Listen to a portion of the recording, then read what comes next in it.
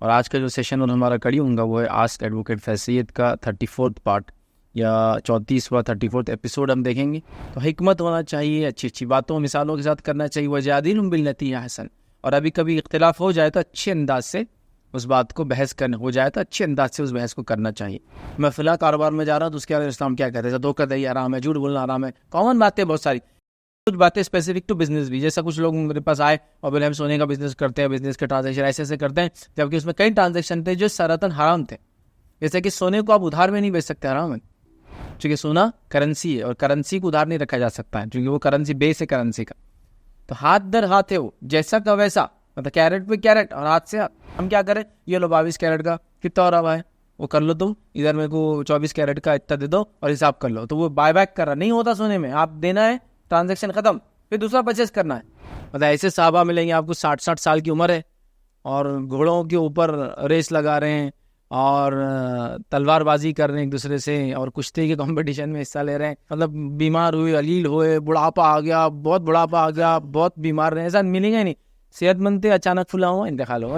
اور 30 ایئرز از مور، بال جانا شروع ہو جا رہے لوگوں کے. 40 سال کے اندر ختم، 45 سال تو پورا چہرہ وغیرہ سب سفید ایک دم بالکل ہو جا رہے. سفید شیر بھی نہیں بول سکتے، مٹی کے شیر ہیں ہم لوگ تو، کہ جتنی دیر میں آپ پیشاب کرتے اتنی دیر میں آپ پیخانہ کرتے ہو تو آپ صحت مند ہیں. صحت کے اندر اچھے کھانے کا بہت بڑا دخل ہے، اس لیے بات کو میں رکھ رہا ہوں. یہ اچھی صحت کے لیے اچھا کھانا بہت امپورٹنٹ چیز ہے. صحیح کھانا اور صحیح وقت پہ کھانا، صحیح چیز کو کھانا. تو آپ کا سوال ہے کون ہے یہ؟ تو یہ وہ لوگ ہیں جو اللہ کی کتاب، اس کے رسول صلی اللہ علیہ وسلم کی سنت جیسا صحابہ نے سمجھا، سلف صالحین کی فہم کے مطابق بات رکھتے ہیں. یہ ہوئے علماء، اور یہ حقیقت میں انبیاءوں کے وارث ہیں. پھر یہ کسی جماعت اور کسی مسلک سے ہو، اس میں کوئی حرج نہیں ہے. لیکن اگر وہ اس نہج پر ہے، طریقہ کار یہ ہے، مطلب باٹل کا لیبل سے کوئی فرق نہیں پڑتا، کنٹینٹ اگر سیم ہے تو کوئی مسئلہ نہیں.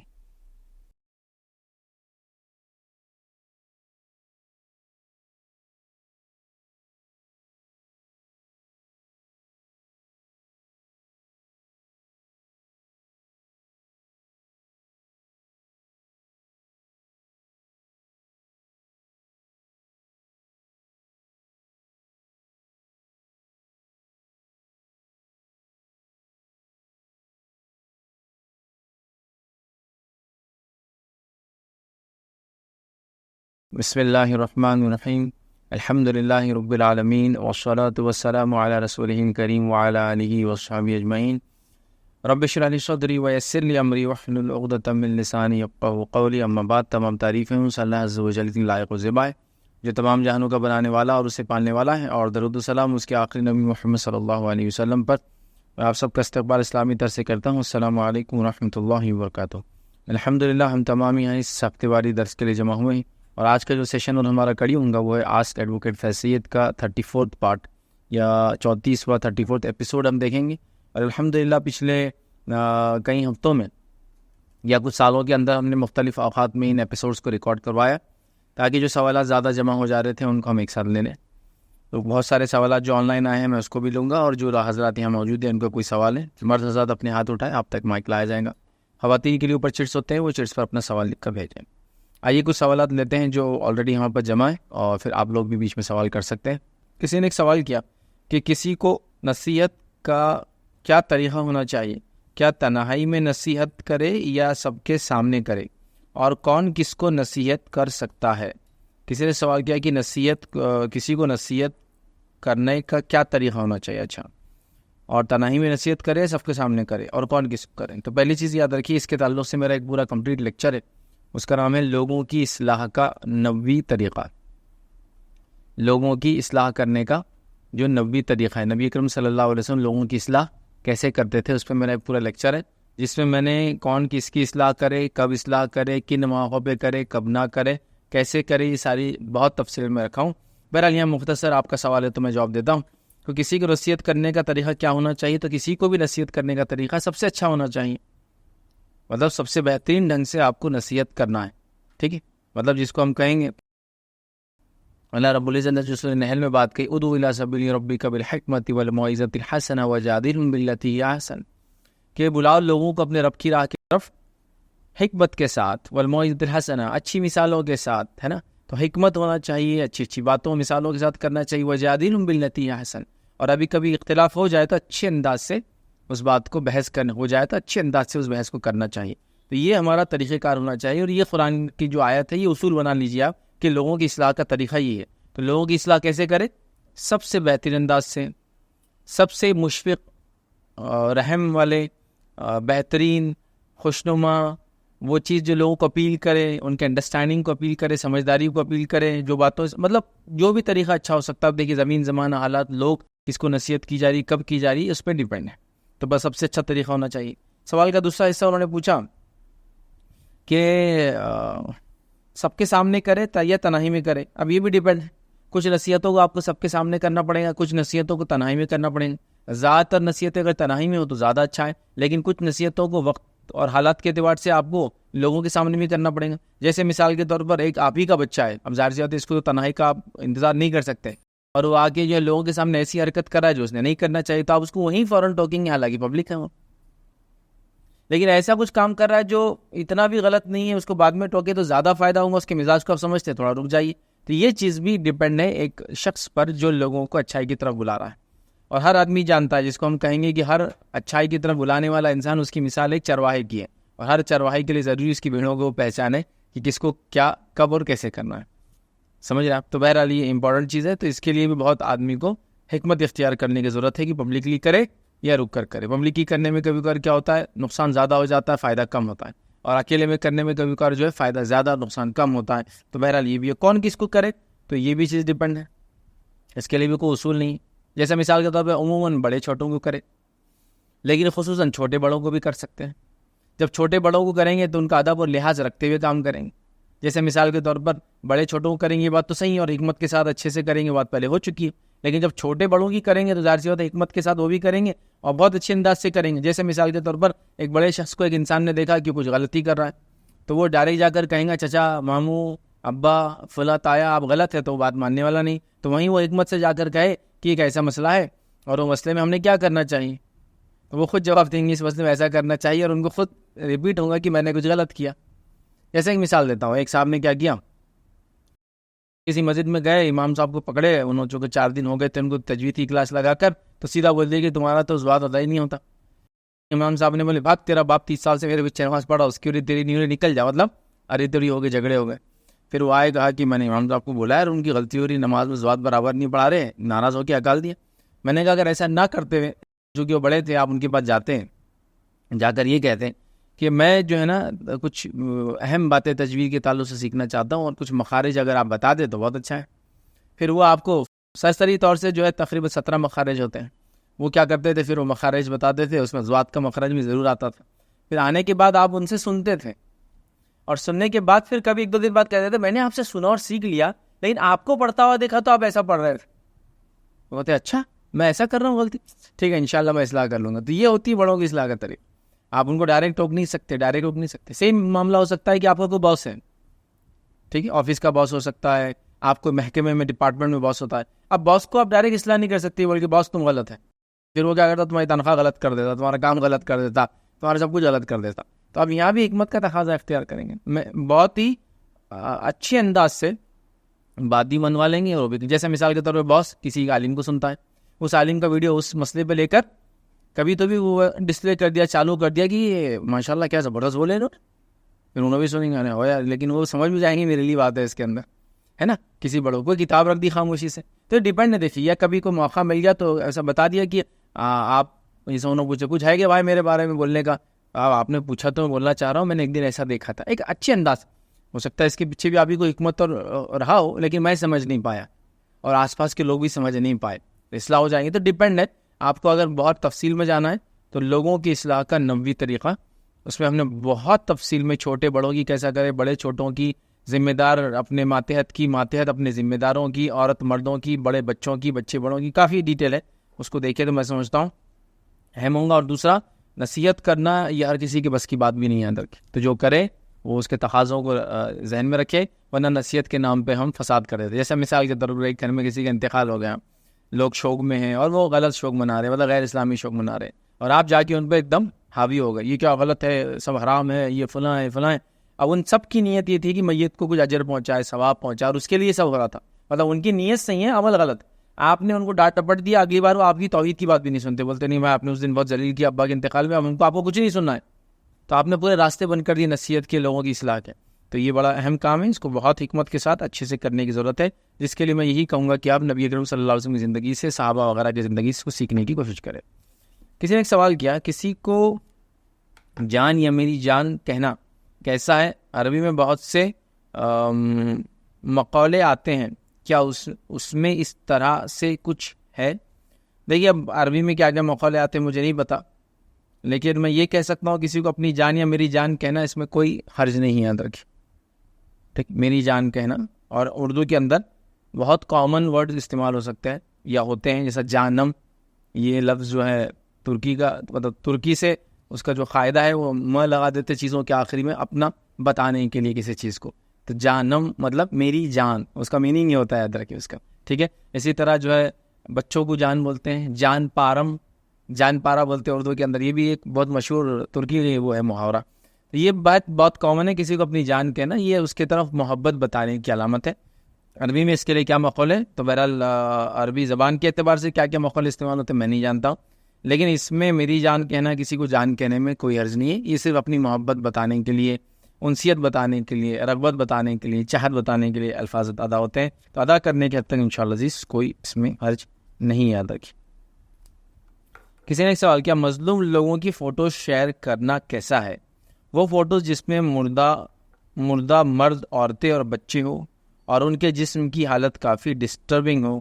ہمارا تو انٹینشن یہ ہے کہ لوگ اویئر ہو اور ان پر آئی مصیبت جلد ختم ہو.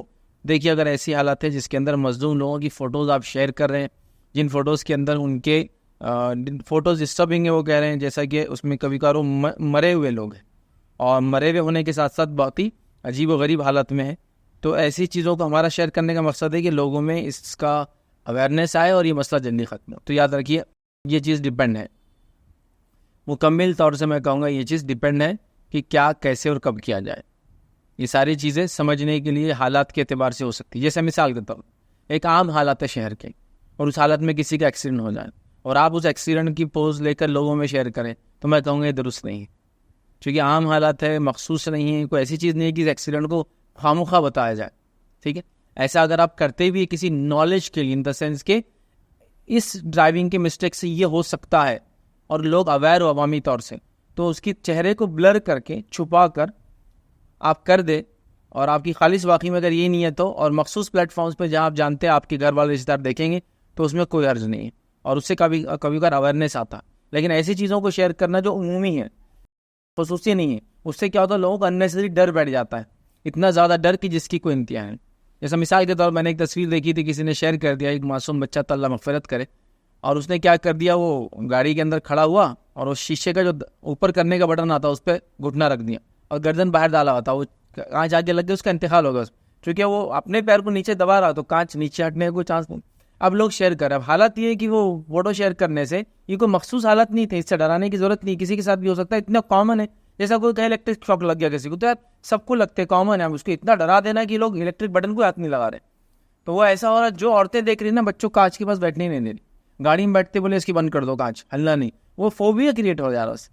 تو جو اننیسری چیزیں نہیں ہونا چاہیے, جو کامن چیزیں نہیں ہونا چاہیے, لیکن مخصوص حالت ہو سکتے ہیں جس میں لوگوں کو وہ چیزیں بتانے سے ان میں اویئرنیس آتی ہے کہ دیکھو زمین پہ ایسے حالات ہے, دنیا میں ایسے حالات ہو رہے ہیں, لوگوں کے ساتھ ایسا ظلم ہو رہا ہے, اور پھر اس کے بعد لوگ ہو سکتا ہے ظلم سے باز آئے. تو یہ آپ کی نیت پر ہے اور حالات پر ڈیپینڈ ہے. جیسے آج کے زمانے میں کہوں گا مظلوم لوگ اور ان کے جو ویڈیوز وغیرہ آ رہے ہیں, ان میں سے کچھ چیزیں ایز اے انفارمیشن آپ لوگوں کو شیئر کریں, اس نیت سے نہیں کہ اس پوسٹ کو اگر میں شیئر کروں گا زیادہ ویوز آئیں گے, اس پوسٹ کو میں شیئر کروں گا تو زیادہ لائکس آئیں گے. جو یہ شخص یہ کر کے کہہ رہا ہے تو اس پہ تو جس کو کہیں گے کیا کہیں, اتنا لعنتی آدمی ہے کہ لوگوں کی گئی ہوئی جانوں پر بھی وہ بینیفٹس لینا چاہتا ہے.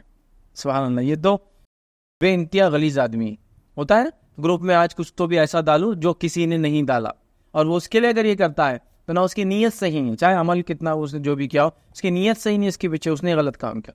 لیکن واقعی میں آپ کی نیت خالصتا نہیں ہے کہ میں اگر یہ واقعے کو بتاؤں گا تو دنیا کے لوگ آگاہ ہوں گے, اس سے اویئرنیس آئیں گی, اس سے انٹینسٹی, شدت پتہ چلیں گی. اور یہ ہوتا ہے, یاد رکھیں. جیسے مثال میں دیتا ہوں, جرمنی جب ہٹلر نے جو جرمنی کا جو اپنا جو سیکنڈ ورلڈ وار کے ٹائم پہ جو بھی حالات کیے تو اس نے کیا کیا، یہودیوں کو قتل کیا، ہولوکاسٹ بولتے ہیں اس کو.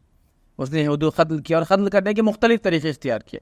جیسے گولی مار دیں گا، بم ڈال دیں گا تو بڑی مشکل ہوتی ہے نا، معلوم ہو جاتا لوگ، تو مختلف طریقے اختیار کیے.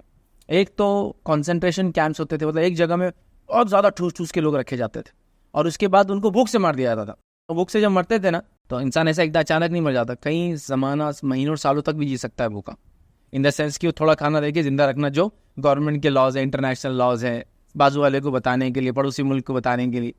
تو ایسے لوگ اس میں تصاویر، اگر وہ بولتا ہی بات کہ لوگوں کی ہڈی چمڑا ایک ہو گئی تو شاید ہم کو سمجھ میں نہیں آتا تھا، لیکن کچھ تصاویر اس زمانے کی ابھی موجود ہے جو کہ ہولوکاسٹ کے نام سے یہودیوں کے ساتھ جو ظلم ہوا اس کے میوزیمز بنائیں گے پورے دنیا میں. میں سمجھتا ہوں 20-25 میوزیم ہیں ایسے پوری دنیا، تو اس میں وہ تصاویر ہیں.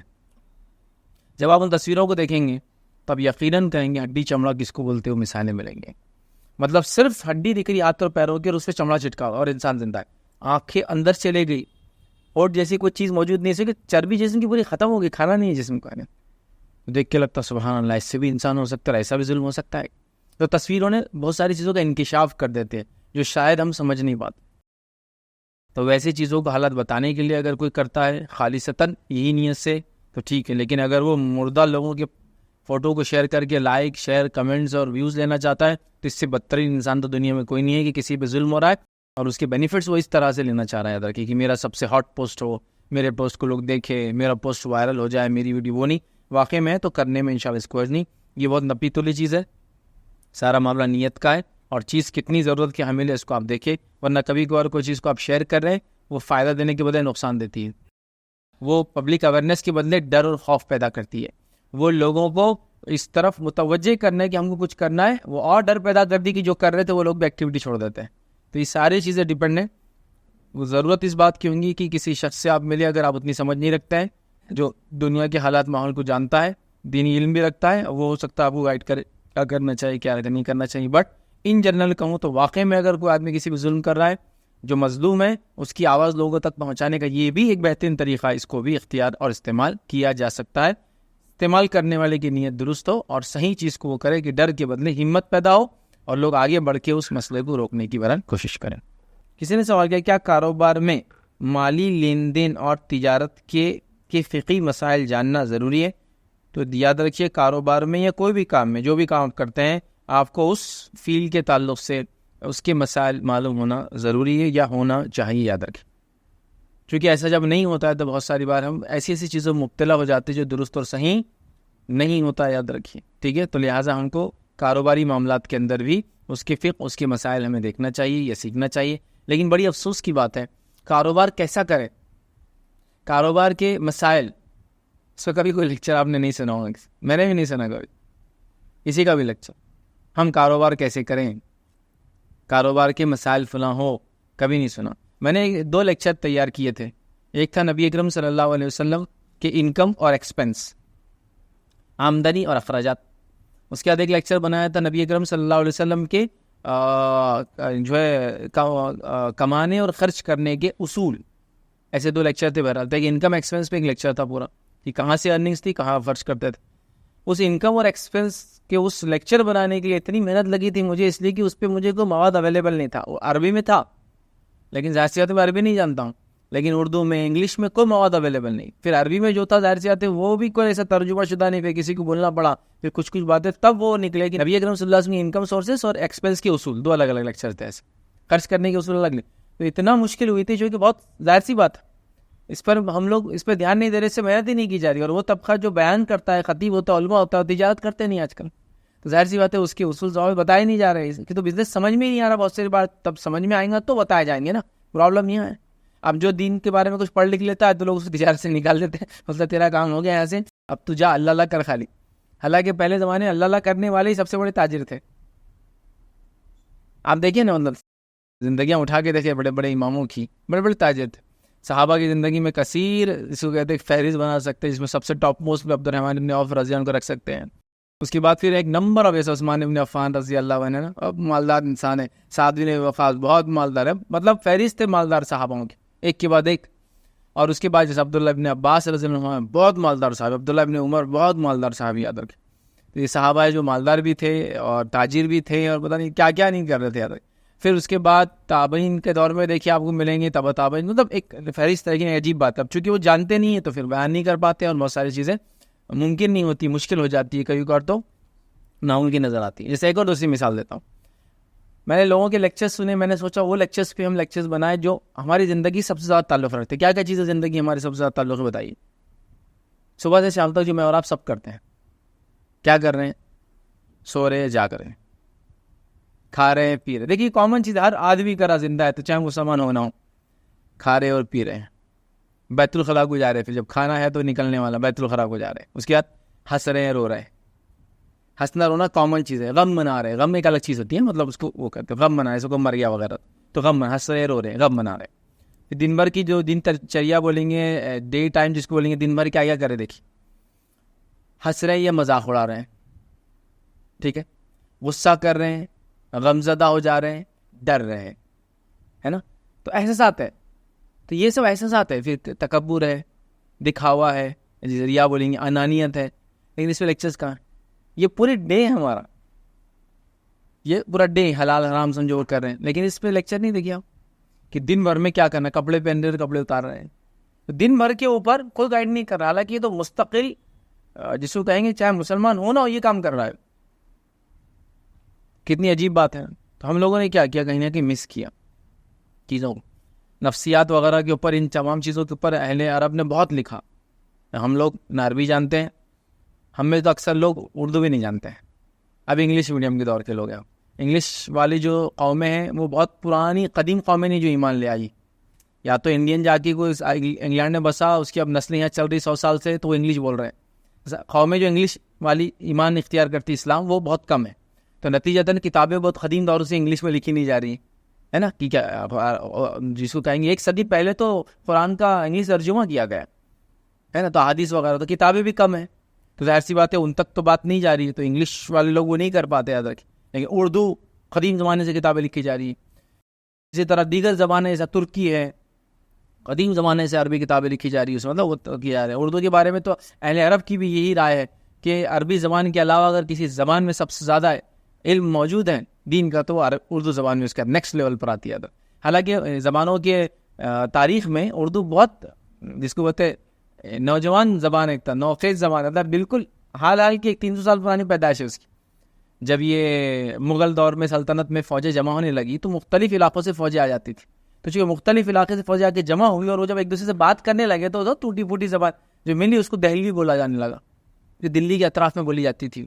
اور اس کے بعد وہ اردو کے نام سے پوری دنیا میں پھیل گئی. اور سب سے میٹھی زبان ہے, چونکہ کئی زبانوں کا مکسچر یاد رکھیے, جس کے اندر سب سے زیادہ اثر اردو کے اوپر فارسی, اس کے بعد عربی, اس کے بعد ترکی زبان کا ہے. پھر اس کے بعد کئی زبانیں اس میں, ازبکی, پنجابی, فلاں فلاں, آپ ایک لسٹ لے سکتے ہیں اردو کہاں کا.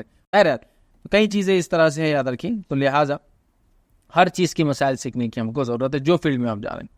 اور بہت ضروری, میں IT میں جا رہا ہوں تو IT سے متعلق اسلام کیا بول رہا ہے, حلال حرام کے تعلق سے بیسک نالج کیا فلاں ہے. میں فلاں کاروبار میں جا رہا ہوں تو اس کے بارے میں اسلام کیا کہتے ہیں, دھوکہ دہی حرام ہے, جھوٹ بولنا حرام ہے. کامن باتیں بہت ساری, کچھ باتیں اسپیسیفک ٹو بزنس بھی. جیسا کچھ لوگ میرے پاس آئے اور بولے ہم سونے کا بزنس کرتے ہیں, بزنس کے ٹرانزیکشن ایسے کرتے ہیں, جبکہ اس میں کئی ٹرانزیکشن تھے جو سراتن حرام تھے.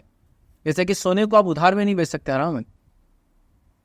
سونا ادھار نہیں ہو سکتا, اس ہاتھ دے اور اس ہاتھ لے کے اصول کے ساتھ سونا چلے گا, چونکہ سونا کرنسی ہے اور کرنسی کو ادھار نہیں رکھا جا سکتا ہے, کیونکہ وہ کرنسی بیس ہے کرنسی کا. تو ہاتھ در ہاتھ ہے, وہ جیسا کا ویسا, مطلب کیرٹ پہ کیرٹ اور ہاتھ سے ہاتھ. کچھ لوگ جا رہے ہیں سونا بیچنے کے لیے, سونار کو بھی نہیں معلوم, مسلم سونار کو بھی, بیچنے والے کو بھی نہیں معلوم. سونا آپ جب جاتے ہیں تو سونے کے بدلے سونا نہیں لے سکتے آپ. اگر کیرٹ چینج ہے تو پہلے وہ کیرٹ سیل آؤٹ کرنا پڑے گا, وہ ٹرانزیکشن ختم کرنا پڑے گا. پھر دوسرا کیرٹ جب آپ کریں گے دوسرا ٹرانزیکشن چالو ہوگا, وہ ختم ہو جائے گا. پھر ہم کیا کریں, یہ لو 22 کیرٹ کا کتنا ہو رہا ہے وہ کر لو, تم ادھر میرے کو 24 کیرٹ کا اتنا دے دو اور حساب کر لو. تو وہ بائی بیک کر رہا نہیں ہوتا سونے میں, آپ دینا ہے ٹرانزیکشن ختم, پھر دوسرا پرچیز کرنا ہے. چونکہ سونا ایک جیسا ہو تو بدلا جا سکتا ہے, الگ الگ ہو گیا نا دونوں, تو ایک کو ختم کرنا ہے, دوسرا شروع کرنا ہے. آپ دیکھیے سعودی وغیرہ میں لوگ بیچیں گے ایک چیز, پھر دکان سے باہر نکلیں گا, پھر اندر جائیں گا, وہ ختم ہوا ٹرانزیکشن. اب کیونکہ حدیث میں کیا ہوا, جب تک دو لوگ آمنے سامنے ہیں تو ان کو پورا حق ہے کہ اپنے ٹرانزیکشن کو چاہے تو باقی رکھے چاہے تو توڑ دے. تو پہلے جائیں گے باہر, پھر اندر آئیں گے. تو مخصوص ہوگا سونے چاندی کے معاملے میں باتیں کہی گئی, مخصوص چیزیں. تو بہرحال ان چیزوں کو سمجھنے کی ضرورت ہے. تو بہرحال ہاں, ہر آدمی کو تجارت کے تعلق سے جو فیلڈ میں وہ کام کرتا ہے، تجارت کے علاوہ بھی فقہی مسائل جاننا ضروری ہوتا ہے یا ضروری ہے، اس نے یہ کرنا چاہیے، یاد رکھیں۔ کسی نے ایک سوال کیا، we are working in aviation, most of the time we are in travel and operating flights, so sometimes we lose the prayer, so what we can do to complete our prayers. کسی نے ایک سوال کیا کہ ہم aviation میں کام کرتے ہیں، مطلب فلائٹس وغیرہ کے اندر وہ کام کرتے ہیں، اور ایویشن سے مراد وہ فلائٹ کے اندر ڈائریکٹ کام کرتے ہیں، فلائٹ جو اڑتی ہے حالانکہ زمین پہ نہیں، گراؤنڈ پہ نہیں، اور زیادہ تر وہ فلائٹ کو آپریٹ کرتے ہیں، تو اس وجہ سے مطلب ٹریول کرتے ہیں اور آپریٹ بھی کرتے ہیں فلائٹس کو، مطلب کبھی نیچے ہو سکتا ہے، کبھی اوپر کر رہے ہیں، تو ہم نمازوں کو، ہماری نمازیں اس میں چھوٹ جاتی ہے، تو ان نمازوں کو کیسے مکمل کریں۔ تو پہلی چیز یاد رکھیں، اس پہ ایک میرا تفصیلی جواب ہے جس کے اندر وہ لوگوں نے سوال کیا جو کمپنیز وغیرہ میں جاتے ہو اپنی نماز کو کیسے مکمل کریں۔ بہرحال مختصر سے آپ کے لیے بھی رکھتا ہوں، چونکہ آپ ٹریول کر رہے ہیں، کمپنی والا ٹریول نہیں کر رہا، ایک جگہ پہ رہ کے کر رہا، آپ ٹریول کر رہے ہیں، تو کبھی ایسا ہو سکتا ہے کہ آپ ایویشن کے اندر گراؤنڈ فورس پہ ہو یا جو لوگ ہوا میں اڑتے ہیں، یاد رکھیں جہاز میں ساتھ جاتے ہیں ان میں سے ہو، دونوں کے لیے مشکل ہے۔ جیسا مثال کے طور پر ایک فلائٹ اترتی ہے اور فلائٹ جاتی ہے، فلائٹ اترنے سے فلائٹ جانے تک اگر ایک فلائٹ چھوٹے سائز کی بھی ہو، جیسے 60-70 پلینس کی فلائٹ ہوتی ہے، چھوٹے ہوتے جس کو پنکھے ہوتے ہیں دونوں طرف سے جو دکھتے بھی، یاد رکھیے، ٹھیک ہے، چھوٹی فلائٹیں ہوتی یاد رکھیے، اتنی چھوٹی فلائٹ بھی ہو تو بیک آفس سے لے کر فلائٹ کو اترنے اور اڑانے تک تقریباً 70 سے 80 کا اسٹاف اس پہ کام کرتا ہے، مطلب 70 لوگ اترتے نہیں ہیں، 80 لوگ کام کرتے رہتے ہیں ان کے لیے۔ بڑی فلائٹ آئی تو اور ان کی مصروفیت ہو جاتی، اور فلائٹ آنے سے واپس جانے تک تقریباً 1.25 گھنٹے سے لے کے 1.25 گھنٹے تک کبھی کا ٹائم لگ جاتا ہے، اور اگر اس بھی نماز کا ٹائم آ رہا تو ظاہر سی آپ یہ نہیں بول سکتے میں فلائٹ کو تیار نہیں کر سکتا، میں چین میں سے ہٹ جاؤں گا، میں ایک مسلمان ہوں، میں ایک سچا مسلمان ہوں، تو میں نماز کا وہ کروں گا، ظاہر سے فلائٹ لیٹ ہوتی ہے، فلائٹ جلدی آتی ہے، ساری چیزیں آپ کو اس کے حساب سے ایڈجسٹ کرنا پڑتی ہیں، اور شریعت آپ کو اس کی ڈیل اور چھوٹ دیتی۔ جہاں ہم نے ایک مسئلہ پچھلی بار دیکھا تھا پچھلے دنوں کہ ایک صاحب نے سوال کیا تھا، وہ ہے واچ مین، آپ کو اگر یاد ہو پچھلے ایف میں جا چکا ہے، مختصر بتا رہا ہوں یہاں، تو اس واچ مین نے سوال کیا کہ میری جاب ایسی ہے کہ مجھے 8 گھنٹے دروازے پہ کھڑے رہنا ہے اور مجھے کھولنا ہے اور اس کو بند کرنا ہے، واچ مین بولیے یا وہ سیکورٹی گارڈ جیسی جاب تھی ان کی، جو ہوتا ہے نا آفس سیکورٹی کے لیے ہوتا ہے، تو میں نماز کے لیے کیا کروں؟ تو اس پہ علماء کا فتویٰ تھا اگر وہ پہلے تو وقت لے لے، پوچھ لے، لیکن اگر کوئی الٹرنیٹیو وقت دے ہی نہیں جاتا ہے تو وہ اسی دروازے کے سامنے کھڑے کے نماز پڑھیں گے تھوڑا سائڈ میں، سمجھ؟ مطلب آپ کو چھوڑنا نہیں، جاب بھی نہیں چھوڑنا ہے، کام بھی نہیں چھوڑنا، کیونکہ ظاہر سی بات ہے بہت ساری چیزیں دنیا میں ایسی ہوں گی، تو لہٰذا آپ کیا کریں گے؟ اب آپ گراؤنڈ فورس پر ہیں یا آپ ہوا کے اندر اوپر جہاز میں اڑ رہے ہیں، دونوں کے اندر آپ کیا کریں گے؟ کوشش کریں گے تھوڑا سا وقت نکال کے اپنی نماز کے لیے ٹائم نکالیں۔ اگر ایسا نہیں ہو سکتا ہے تو آپ کیا کریں؟ پھر 2 نمازوں کو ملا لیں، جیسے مثال کے طور پر ظہر، عصر اور مغرب اور عشاء آپ ملا سکتے ہیں۔ اگر آپ فلائٹ میں ٹریول کر رہے ہیں پھر تو آپ پہ قصر بھی اور جمع بھی ہے، اور اگر آپ ٹریول نہیں کر رہے تو آپ قصر تو نہیں کر سکتے لیکن جمع کر سکتے اپنے شہر میں، لیکن کام ایسا ہے کہ اب اگر ظہر میں عصر نہیں ملاؤں گا تو عصر کا جو ٹائم ہے صرف 1.5 گھنٹے کا، اور اس کے اندر جو فلائٹ اتر جائیں گی تو اڑے گی کب کوئی اندازہ نہیں، لیٹ ہوتی ہے فلاں، اور میں ہٹ نہیں سکتا ہوں، پھر میں یہ ایکسکیوز نہیں دے سکتا ہوں کہ میری نماز ہے، تو کیا کریں گے؟ پھر ظہر کے وقت میں ظہر 4 پڑھی، عصر 4 پڑھ لے، جمع تو ہو گئی، قصر نہیں ہوگی۔ اوپر ہوا میں پھر تو آپ کی جمع بھی ہو رہی اور قصر بھی، چونکہ آپ ٹریولنگ نہیں ہو گے اب تو، یاد رکھ۔ بہرحال آپ کو وہ مسائل کو دیکھنا ہوگا، 2 نمازوں کو پھر آپ ملا دیں، جیسے کہ ظہر عصر انہی کو آپ ملا سکتے ہیں، عصر اور مغرب کو آپ نہیں ملا سکتے، وہ پھر ایک قضا ہوگی اس کا مطلب عصر، ٹھیک ہے، لیکن جو ملا سکتے ہیں یا پھر مغرب کو پہلے نہیں پڑھ سکتے ہیں، ظہر کا وقت ہونے کے بعد سے لے کر تو عصر کے وقت کے آخر تک ظہر عصر آپ پڑھ سکتے ہیں، اور مغرب کے وقت کے اسٹارٹ سے لے کر عشاء کے وقت کے اینڈ تک مغرب اور عشاء پڑھ سکتے ہیں، چاہے آپ شہر میں اور مسئلہ ہو تو دونوں کو ملا لیں، قصر نہ کرے، جمع کر لیں، اور اگر سفر میں ٹریول کر رہے ہیں تو اوپر کر لے، بہت آسان ہے، یاد رکھیے دین اور شریعت نے ہم کو بہت سہولت دی ہے، اتنی سہولتیں ہیں کہ جس کی کوئی انتہا نہیں۔ کسی کہنے والے نے ایک اچھی بات کی تھی سمجھنے کے لیے کہ دین اور اسلام، اس دین کی خصوصیت یہ ہے، یاد رکھیے اس اسلام کی، کہ اس نے اتنی لچک رکھی ہے کہ ہر حرام چیز بھی ایک وقت آتا ہے کہ ایک انسان کے لیے جائز ہو جاتی ہے۔ کتنی لچک ہے نا، ایک انسان ہے اب پینے کو کچھ نہیں اور صرف شراب ہے، تو شریعت بولتی ہے کہ دل میں برا جانتے ہوئے زندہ رہنے کی حد تک کر لے، تو حرام چیز ہے لیکن ایک وقت آئے وہ بھی جائز ہو گئے، کچھ نہیں کر سکتا نا انسان اس کے علاوہ، تو یہ دین میں بڑی لچک ہے ماشاءاللہ، لیکن اتنی بھی نہیں کہ آپ جو چاہے وہ کر لے، لیکن یہ ہے تو نمازیں وغیرہ آپ بالکل وہ کریں، اس کو سیٹ کریں، کچھ مخصوص مسئلہ ہو تو آپ بات کریں، میں نے ایک جنرل بات بتا دی، جماعت نمازوں کو ملا لیں، یہ سب سے آسان کام۔ اس کے بعد کسی کی قضا ہو جائے تو قضا نمازوں کو تو آپ کو پڑھنا ہے، وہ ایک الگ بات ہے، اس کو آپ جب پہنچیں گے اپنے شہر میں تب آپ پڑھ لیں، وہ تو سب کو پتہ ہے مسئلہ، لیکن کوشش کریں کہ ٹائم پہ ہو جائے، چونکہ بہت سے لوگوں کو ایک سوچ ہوتی ہے مسجد کے علاوہ نماز نہیں ہوتی، نماز کے اندر نفل اس کی سنتیں اور موقعہ نہیں ملا تو نماز نہیں ہوتی ہے نا، کئی مطلب اتنے ایشوز ہے لوگوں کے پاس کہ جس کی کوئی انتہا نہیں، اس کے چکر میں لوگ نماز نہیں پڑھتے ہیں. تو ویسا نہیں، بڑا آسان ہے، بڑے آسانی سے یہ ساری چیزیں الحمدللہ ہو سکتی ہے. کسی نے ایک سوال کیا کہ کوئی شخص دینی طور پر بہت زیادہ کمزور ہے تو وہ اپنے آپ کو اسلامی تعلیمات میں کیسے ڈھالے؟ دیکھیے، اگر کوئی شخص دینی طور سے کمزور ہے تو اسلامی تعلیمات میں اپنے آپ کو ایسے ڈالے کہ وہ سب سے پہلے اسلام کا علم حاصل کرے، جس کے لیے بنیادی طور سے وہ قرآن کی تفسیر یا ترجمہ سے شروع کرے، سیرت اور سیرت کی کتاب کا مطالعہ، مطلب اس کو ریڈ کرنے سے یہاں وہ کام شروع کریں گا. قرآن کو عربی میں پڑھیں گا، پھر اس کا ترجمہ یا تفسیر پڑھیں گا. سیرت ظاہر سی بات ہے، وہ اپنی جو بھی زبان آتی ہے اس زبان میں اس کا ترجمہ پڑھیں گا. یہ اس کی ابتدا ہوں گی. اس کے بعد ساری چیزیں انشاءاللہ زندگی میں جیسا سا موقع ہے اپنے آپ کو اپ گریڈ اور جس کو کہیں گے آگے بڑھاتا چلا جائیں گا. لیکن ہمارے پاس جنرلی دیکھا جاتا ہے کہ مدارس کے بچوں کے لیے تو سلیبس ہے، لیکن عام عوام کے لیے کوئی ایسا سلیبس نہیں جس کو پڑھ کر وہ کیا کریں، ان کو کچھ نہیں سمجھ میں آتا ہے. کوئی سسٹم بنایا نہیں گیا. کچھ جماعتوں نے کچھ کتابیں بنا دی، بس اتنا ہی ہے، لیکن وہ بھی بہرحال کوئی سلیبس نہیں کہ جس کو پڑھ کر انسان یہ کہے کہ ہاں یہ علم والا ہو گیا ہے، اس کو بنیادی علم تو ہے. مطلب ایک انسان ہے وہ سب کچھ کر رہا ہے لیکن پھر بھی ابھی اس کو توحید کا شعور نہیں ہے، وہ شرک کر رہا ہے. ایک انسان سب کچھ کر رہا ہے، سب کچھ پڑھ رہا ہے، سب کچھ محنتیں کر رہا ہے، اتباع سنت کیا اس کو نہیں پتا ہے، سنت کی مخالفت کرتا ہے دن اور رات. تو بڑا مسئلہ ہے. تو وہ چیزیں سکھائی نہیں جاتی ادھر کی.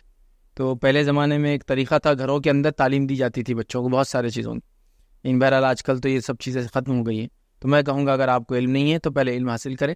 سب سے پہلے قرآن کی تفسیر آپ پڑھے، ترجمہ پڑھنا ہے تو ترجمہ، اس سے زیادہ وقت نکال کے تفسیر ایک کام. اور اسی کے ساتھ ساتھ پیرللی آپ ڈیلی سیرت، جیسے مثال کے طور پہ صبح قرآن پڑھ لے تو شام میں سیرت پڑھے، یا رات میں سیرت، سونے سے پہلے سیرت پڑھ لی، صبح اٹھے فجر کے بعد یا جب بھی ٹائم ملا آفس جانے سے پہلے قرآن کا مطالعہ کیا. اگر یہ ایک سسٹم آپ روز کا مان لیں انشاءاللہ، قرآن کی تفسیر بالخصوص اگر تفسیر ابن کثیر کا آپ مطالعہ کر لیں، میں کہتا ہوں بہت کچھ علم آپ کو حاصل ہو جائے گا، بہت کچھ. کیونکہ تفسیر ابن کثیر میں آپ کو نہ صرف قرآن اور سنت اور اس کی قرآن کی تفسیر، بلکہ کئی اور باتیں جو صحابہ، اہل عرب، ان کا معاشرہ، ماحول اور حکایتیں وغیرہ سب مل جائیں گی. مطلب بہت زیادہ آپ کو ادھر بھاگنے کی ضرورت نہیں، بہت جامع انداز سے جو وہ کیا گیا ہے اور ہر چیز سند کے ساتھ پیش کی جا رہی ہے، بتایا بھی جا رہا صحیح ہے یا غلط ہے. تو بڑی بات ہے ماشاءاللہ. تو آپ وہاں سے شروع کر لیں. ابن کثیر کا جو تفسیر ہے، تفسیر ابن کثیر وہ لے لیں.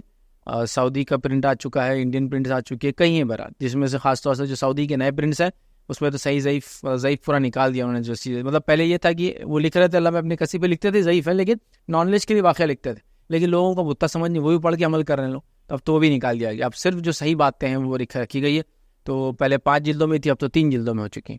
بڑا آسان ہے، یاد رکھیے. تو بہرحال کوشش کریں کہ تفسیر سے شروع کریں، پھر سیرت کی کوئی کتاب کریں، پھر اس کے بعد اگر آپ مجھ سے ریکمنڈیشن چاہیں گے تو میں علوم القرآن پہ کوئی کتاب پڑھیں، پھر علوم الحدیث پہ کوئی کتاب پڑھیں.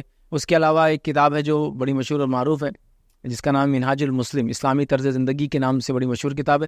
ابوبکر جابر الجزائری رحمہ اللہ ان کی کتاب ہے. انہوں نے لکھی تھی، لوگوں نے جب ان پہ گزارش کی کہ ہم لوگ جاننا چاہتے دین کو تو کچھ مختصر بتائے، تو انہوں نے کتاب ہی لکھتی ہیں منہاج المسلم، اسلامی طرز زندگی. تو یہ ایسی کتاب ہے کہ ڈے ٹو ڈے لائف میں صبح شام دن رات میں کیا کرنا ہے وہ ساری باتیں، ایک 2 پنے میں ایک چیپٹر ختم ہوتا ہے. 700-800 پیجز کی بک ہے، تقریباً 300+ ٹاپکس کور کر لی انہوں نے اپنی بک کے اندر ماشاءاللہ. تو بہت آسان ہے، وہ کتاب پڑھے. تو بہرحال ایسی بہت ساری کتابیں اور بھی ہے جو آپ مطالعہ کر سکتے ہیں، لیکن ان بیسک چیزوں کو میں چاہوں گا کہ آپ اس کا جو ہے مطالعہ کریں. تو میں سمجھتا ہوں یہاں سے آپ کی ایک شروعات ہو سکتی ہے. پھر اس کے بعد دنیا آپ کے سامنے ہے، بنیادی چیزیں ہونے کے بعد اب اس کو کہیں گے جتنا آدمی پھر جائے ڈیپتھ میں وہ جا سکتا ہے. مختلف عقائد پہ کتابیں، پھر مختلف سنت پہ کتابیں، مختلف مسائل پہ کتابیں، ساری چیزیں انشاءاللہ پڑھ سکتا ہے. عمومی طور سے ہمارے پاس جب لوگ دینی علم کی بات کرتے ہیں تو خصوصی طور سے وہ کیا سیکھتے ہیں معلوم؟ صرف فقہ سیکھتے ہیں. اور فقہ میں بھی کیا سیکھتے ہیں آپ کو مخصوص، یہ کہنا بھی غلط ہوگا، اپنا مسلک سیکھتے ہیں، مخصوص اپنی جماعت کو سیکھتے ہیں. مسلک بھی نہیں سیکھتے. مسلک بہت بڑی چیز ہوتی ہے، چونکہ ہم بس ایک ہی مسلک کو ماننے والے کئی جماعتوں میں بٹے ہوئے. ہاں، ہندوستان کے اندر تقریباً جتنی جماعتیں سب ایک ہی مسلک کو فالو کرتی ہیں، لیکن پھر بھی دیکھیے آپ مسائل کا کتنے اختلاف ہے. تو وہ جب پڑھتے بھی مسائل تو مخصوص اپنے جماعت کے مسائل پڑھتے ہیں. جیسا ہمارے پاس دیوبندی ہے اور بریلوی حضرات ہے، دونوں ایک ہی امام کو ماننے والے ہیں، دونوں حنفی کہلاتے ہیں. اس کے بعد بھی دیکھیے، اس کے بعد آپ جائیں گے دیوبندی حضرات دیکھیں گے تو دیوبندی حضرات کے اندر پھر 2 چیزیں ہوتی ہیں، ایک وہ جو تبلیغ حضرات ہے، ایک جماعت اسلامی والے، پھر دونوں کا الگ معاملہ، ان کے اختلاف. تو مسئلہ ایک ہے. تو میں کہوں گا لوگ مخصوص اپنی جماعت کو کیا فالو ہوتا ہے وہ مسائل کو دیکھتے ہیں. میں کہوں گا ایسا نہ کرتے، من جملہ آپ دین کو دیکھیں. اس کے بعد آپ مسالے کو پڑھ سکتے ہیں، کوئی مسئلہ نہیں ہے، مان سکتے کوئی مسئلہ نہیں ہے، اپنا افیلیشن بتا سکتے ہیں فلاں جڑا، کوئی مسئلہ نہیں، اس میں کوئی اختلاف نہیں، ہم اس پہ وہ نہیں کر رہے. لیکن وہ جو جس کو کہتے ہیں کچھ چیزوں کو لے کے جو جم جاتے ہیں اور پھر وہ تھوڑا بہت فقہ کا علم حاصل کر کے ایک دوسرے سے اختلاف کرتے ہیں، فلاں چیزیں کرتے ہیں، بڑی تعجب کی بات ہے. مجھے اچھے سے یاد ہے، آج کل تو ماحول بہت اچھا ہے. میں جب گریجویشن میں تھا، آج سے تقریباً ایک 20 سال پرانی اپروکسیمیٹ بات کر رہا ہوں میں، تو گریجویشن میں تھے تو ایک علاقے میں جانا ہو جو شہر سے تھوڑا دور تھا، تعلقہ پلیس تھی، وہاں جا کے بیٹھے تو وہ جیسی، وہ پہلے کیا ہوتا تھا معلوم آپ کو، ابھی تو نہیں ایسا لیکن پہلے ایسا بہت زیادہ تھا کہ جیسی ایک آدمی دوسرے آدمی کو دیکھتا ہے کہ اس کو بھی داڑھی ہے تو اس کو دوسرے لوگوں زیادہ اس سے حسد چالو ہو جاتی اور کھجلی چالو ہو جاتی تھی. کون سی جماعت کا ہے، ٹوپی نہیں پہنا پھر بھی داڑھی رکھا ہوا ہے، فلاں ہے. تو ہم ینگ تھے اس زمانے، داڑھی بہت کم لوگ رکھ رہے تھے، داڑھی تھی چلے گئے تو وہ آ گئے اور آگے بس شروع ہو گئے، یہ اس میں تمہارا کیا ہے، اس میں فلاں کیا ہے، اس میں کیا ہے. اب بات چل رہی تو اس میں ایک صاحب پوچھ رہے، میں آپ سے ایک سوال کرتا ہوں. بولے سوال یہ ہے کہ بولے نوالے کتنی بار چبانا چاہیے؟ اب ہم بھی کیا کالج کے جانے والے اور تھوڑے مذاقی مزاج کے والے، دیکھے اس کا یہ مسئلے کا جواب والا مختلف ہے. بولے کیسے؟ جس کو جتنی دانت ہے اتنے بار چبائے. اور پریشان ہو گئے کون سے امام کا فتح؟ بولے وہ جانے دو، آپ نے پوچھا میں بتا رہا ہوں. آپ کو کتنے تو 32 بار چاپنا، آپ نے آپ کو 28 تو 28 بار چاپو. آپ کیا لگا یار، نوالا ہے ڈالو، جتنی دیر میں لگتا ہے کہ اس کا اتنے چبانے سے ہاضمے کے لیے کافی اتنا چباؤ، باقی ختم کرو قصہ. تو یہ ہوتا ہے کبھی مجلس سے بیٹھ گئے تو سنتیں اگر پوری آیات نہ ہے تو اپنا چلنا پھرنا مشکل ہوتا ہے. کیسے؟ اب بتاؤ کیلا کیسا کھائیں گے؟ میں کہا ہم بولے وہ کیسا چھلیں گے، آگے سے چھلیں گے پیچھے سے چھلیں گے؟ عقل تو بول رہی آگے سے کھلا ہے تو چھل لینا چاہیے، لیکن آپ اگر پیچھے کا کوئی طریقہ بتا تو وہ بھی کر لیں گے. جیسا جہاں سے جڑا ہوا ہے وہاں سے بھی چھلتے کچھ. تو دیکھا آپ نے ایک صاحب کی بڑی مشہور ویڈیو سے اٹھاتے کیلا الٹا، مطلب جہاں سے وہ ٹوٹتا تو ایسے کھل جاتا، اس کو ادھر سے پکڑ کے پیچھے چھل رہے ہو، کتنا کمپلیکیٹ ہوتا ہے، تو کیلا پچک بھی جاتا ادھر سے. بولے یہ سنت ہے. میں نے کہا اچھا انہوں نے تلوار لے کے نہیں کاٹے اس کو، یہ سنت ہے؟ اب تلوار سے کاٹے چاقو سے کاٹے، کیا سنت ہے بھائی اس معاملے میں؟ کیا پھوڑ کے کھا لے؟ تربوز ہے کیلا ہے کیا کرنا؟ تو لوگوں نے کر لیا. تو یہ بہت چلتا تھا. ابھی الحمدللہ لوگوں میں ایک شعور ہے، مزاج ہے، انٹرنیٹ کے دور نے لوگوں کی ذہن کھولے، علماء کی تقریریں عام ہوئی، لوگوں کی مسائل کی اختلاف طرح کم ہوئے، لوگوں نے سمجھداری اختیار کی، پڑھائی لکھائی تھوڑی سی عام ہوئی. پھر اس کے بعد گوگل وغیرہ نے سرچ کو آسان کر دیا. اب چیٹ جی پی ٹی اگر وہ تو پورے مسئلے لا کے دے دے رہا. تھوڑے دن بعد ہمارے کئی مسالک میں مسلک چیٹ جی پی ٹی بھی شامل ہو جائیں گا نا، وہ بھی بتا رہا اس کے حساب سے کیا ہے رائے، وہ بھی دیتا ہو. اس کو آپ پوچھیے کوئی ایک مسئلہ ڈالی، وہ رائے دیتا پورے اماموں کی، اور اپنی رائے بھی لکھتا نیچے اس کے بعد. تو وہ بھی امام آ رہا ہے کہ اپنا چیٹ جی پی ٹی والا وہ بھی دیں گا. تو بہرحال ایسے کئی چیزیں ہیں، لیکن آپ بنیادی علم سے شروع کریں انشاءاللہ، اور اس میں پھر ترقی کرتے چلے جائیں. اللہ تعالیٰ جو ہے آپ کے اس سفر کو جو آسان کرے، ہر مسلمان کے لیے کتاب و سنت کا پڑھنا اور اس کو سمجھنا جو آسان کرے. بہرحال جی سر، آج کل تو کوئی آن لائن اور ڈیجیٹل زمانہ ہے، تو ایسا کوئی پلیٹ فارم بتائیے کہ جس سے ہم دین کو سمجھ سکے. بھائی نے سوال کیا کہ آج کل آن لائن اور ڈیجیٹل زمانہ ہے، تو ایسا کوئی پلیٹ فارم بتائیے جس کے ذریعے ہم دین کو سیکھ سکیں. دیکھیے سب سے پہلی چیز تو یہ ہم کو ماننا پڑے گا، اور یہ دیکھیے آپ نے سوال کیا اور سب لوگ مانیں گے کہ آج جو سب سے زیادہ جن چیزوں کی وجہ ذریعے سے فائدہ اٹھایا جا رہا ہے یا اٹھایا گیا ہے وہ ہے online digital platforms, جس کے ذریعے لوگوں نے دین کو بھی بہت سیکھا ہے، جو پہلے ناممکن جیسا تھا. کتابیں نہیں تھی اویلیبل، آج تو کتابیں ڈیجیٹل فارم میں آ چکی، ہر چیز اویلیبل ہے. تو کون سے پلیٹ فارم پہ؟ تو دیکھیں ڈیجیٹل اب کوئی ایک پلیٹ فارم تو نہیں رہا جس کو میں کہوں کہ یہ کرنے سے ہو جائے گا. انٹرنیٹ پہ جنرل جائیں گے تو کچھ مخصوص ویب سائٹس ہیں جن کے تھرو آپ علم حاصل کر سکتے ہیں. چاہے تو انشاءاللہ ہم جب یہ ایڈیٹنگ کریں گے تو اس میں نام وغیرہ اسپیشل ویب سائٹس کے لگا دیں گے، بٹ اس کی بھی کوئی ایسے لائف نہیں ہوتی کہ 20 سال بعد بھی ویب سائٹ ہی رہنے والی ہے نا. لیکن بہرحال کچھ ایسے ہیں. اسی طرح کچھ ڈیجیٹل ویڈیو پلیٹ فارمز ہیں جس کے اوپر آپ جا سکتے ہیں. اس میں بھی کوئی مخصوص چیز نہیں کہ میں کہوں گا یوٹیوب پہ جائے تو آپ کا دینی مسئلہ لوں گا، یوٹیوب پہ جا کے پھر مخصوص چینل کو براؤز کر کے وہاں تک آپ کو پہنچنا ہوگا، ہے نا. تو گویا ڈیجیٹل پلیٹ فارم میں بہت سارا ڈیٹا ہے، لیکن آپ کو اس کی آتھینٹک چیزوں کے سورس تک پہنچنا پڑتا ہے، وہ آسانی سے آپ کو نہیں ملنے والی. جیسا 50 ویب سائٹ مل جائیں گے جس سے بخاری شریف ہے، لیکن اس کے اندر سے آپ کہہ سکتے 2 ہی ریکمینڈڈ جس کو آپ پڑھیں اور واقعی میں ترجمہ صحیح ہے. 10 ویب سائٹ مل جائیں گے جو فقہ کے بارے میں بات کر رہے ہیں، لیکن اس میں سے ہم کہہ سکتے 1 یا 2 مشکل ہے جس میں واقعی میں ہم کہہ سکتے اس پہ جا کے آپ اپنے فقہی مسائل کو ڈالو. ورنہ باقی تو کیا لوگوں نے بس کیا کیے، ادھر کی ویب سائٹ ادھر کی ویب سائٹ ادھر کی ویب سائٹ سے ڈیٹا کنٹینٹ کاپی کیا اور ایک مسئلے کے اندر ڈال کے لکھ دیا اپنی طرف سے، تاکہ بس چلے. بس ان کا کوئی بیس نہیں ہے، ان میں کوئی ورک آؤٹ نہیں کیا، کوئی ٹیم نے اس پہ کچھ نہیں کیا، بس 4 جگہ سے مسئلہ لیا، ایک مسئلہ ٹائپ کیا اور ڈال دیا اس میں.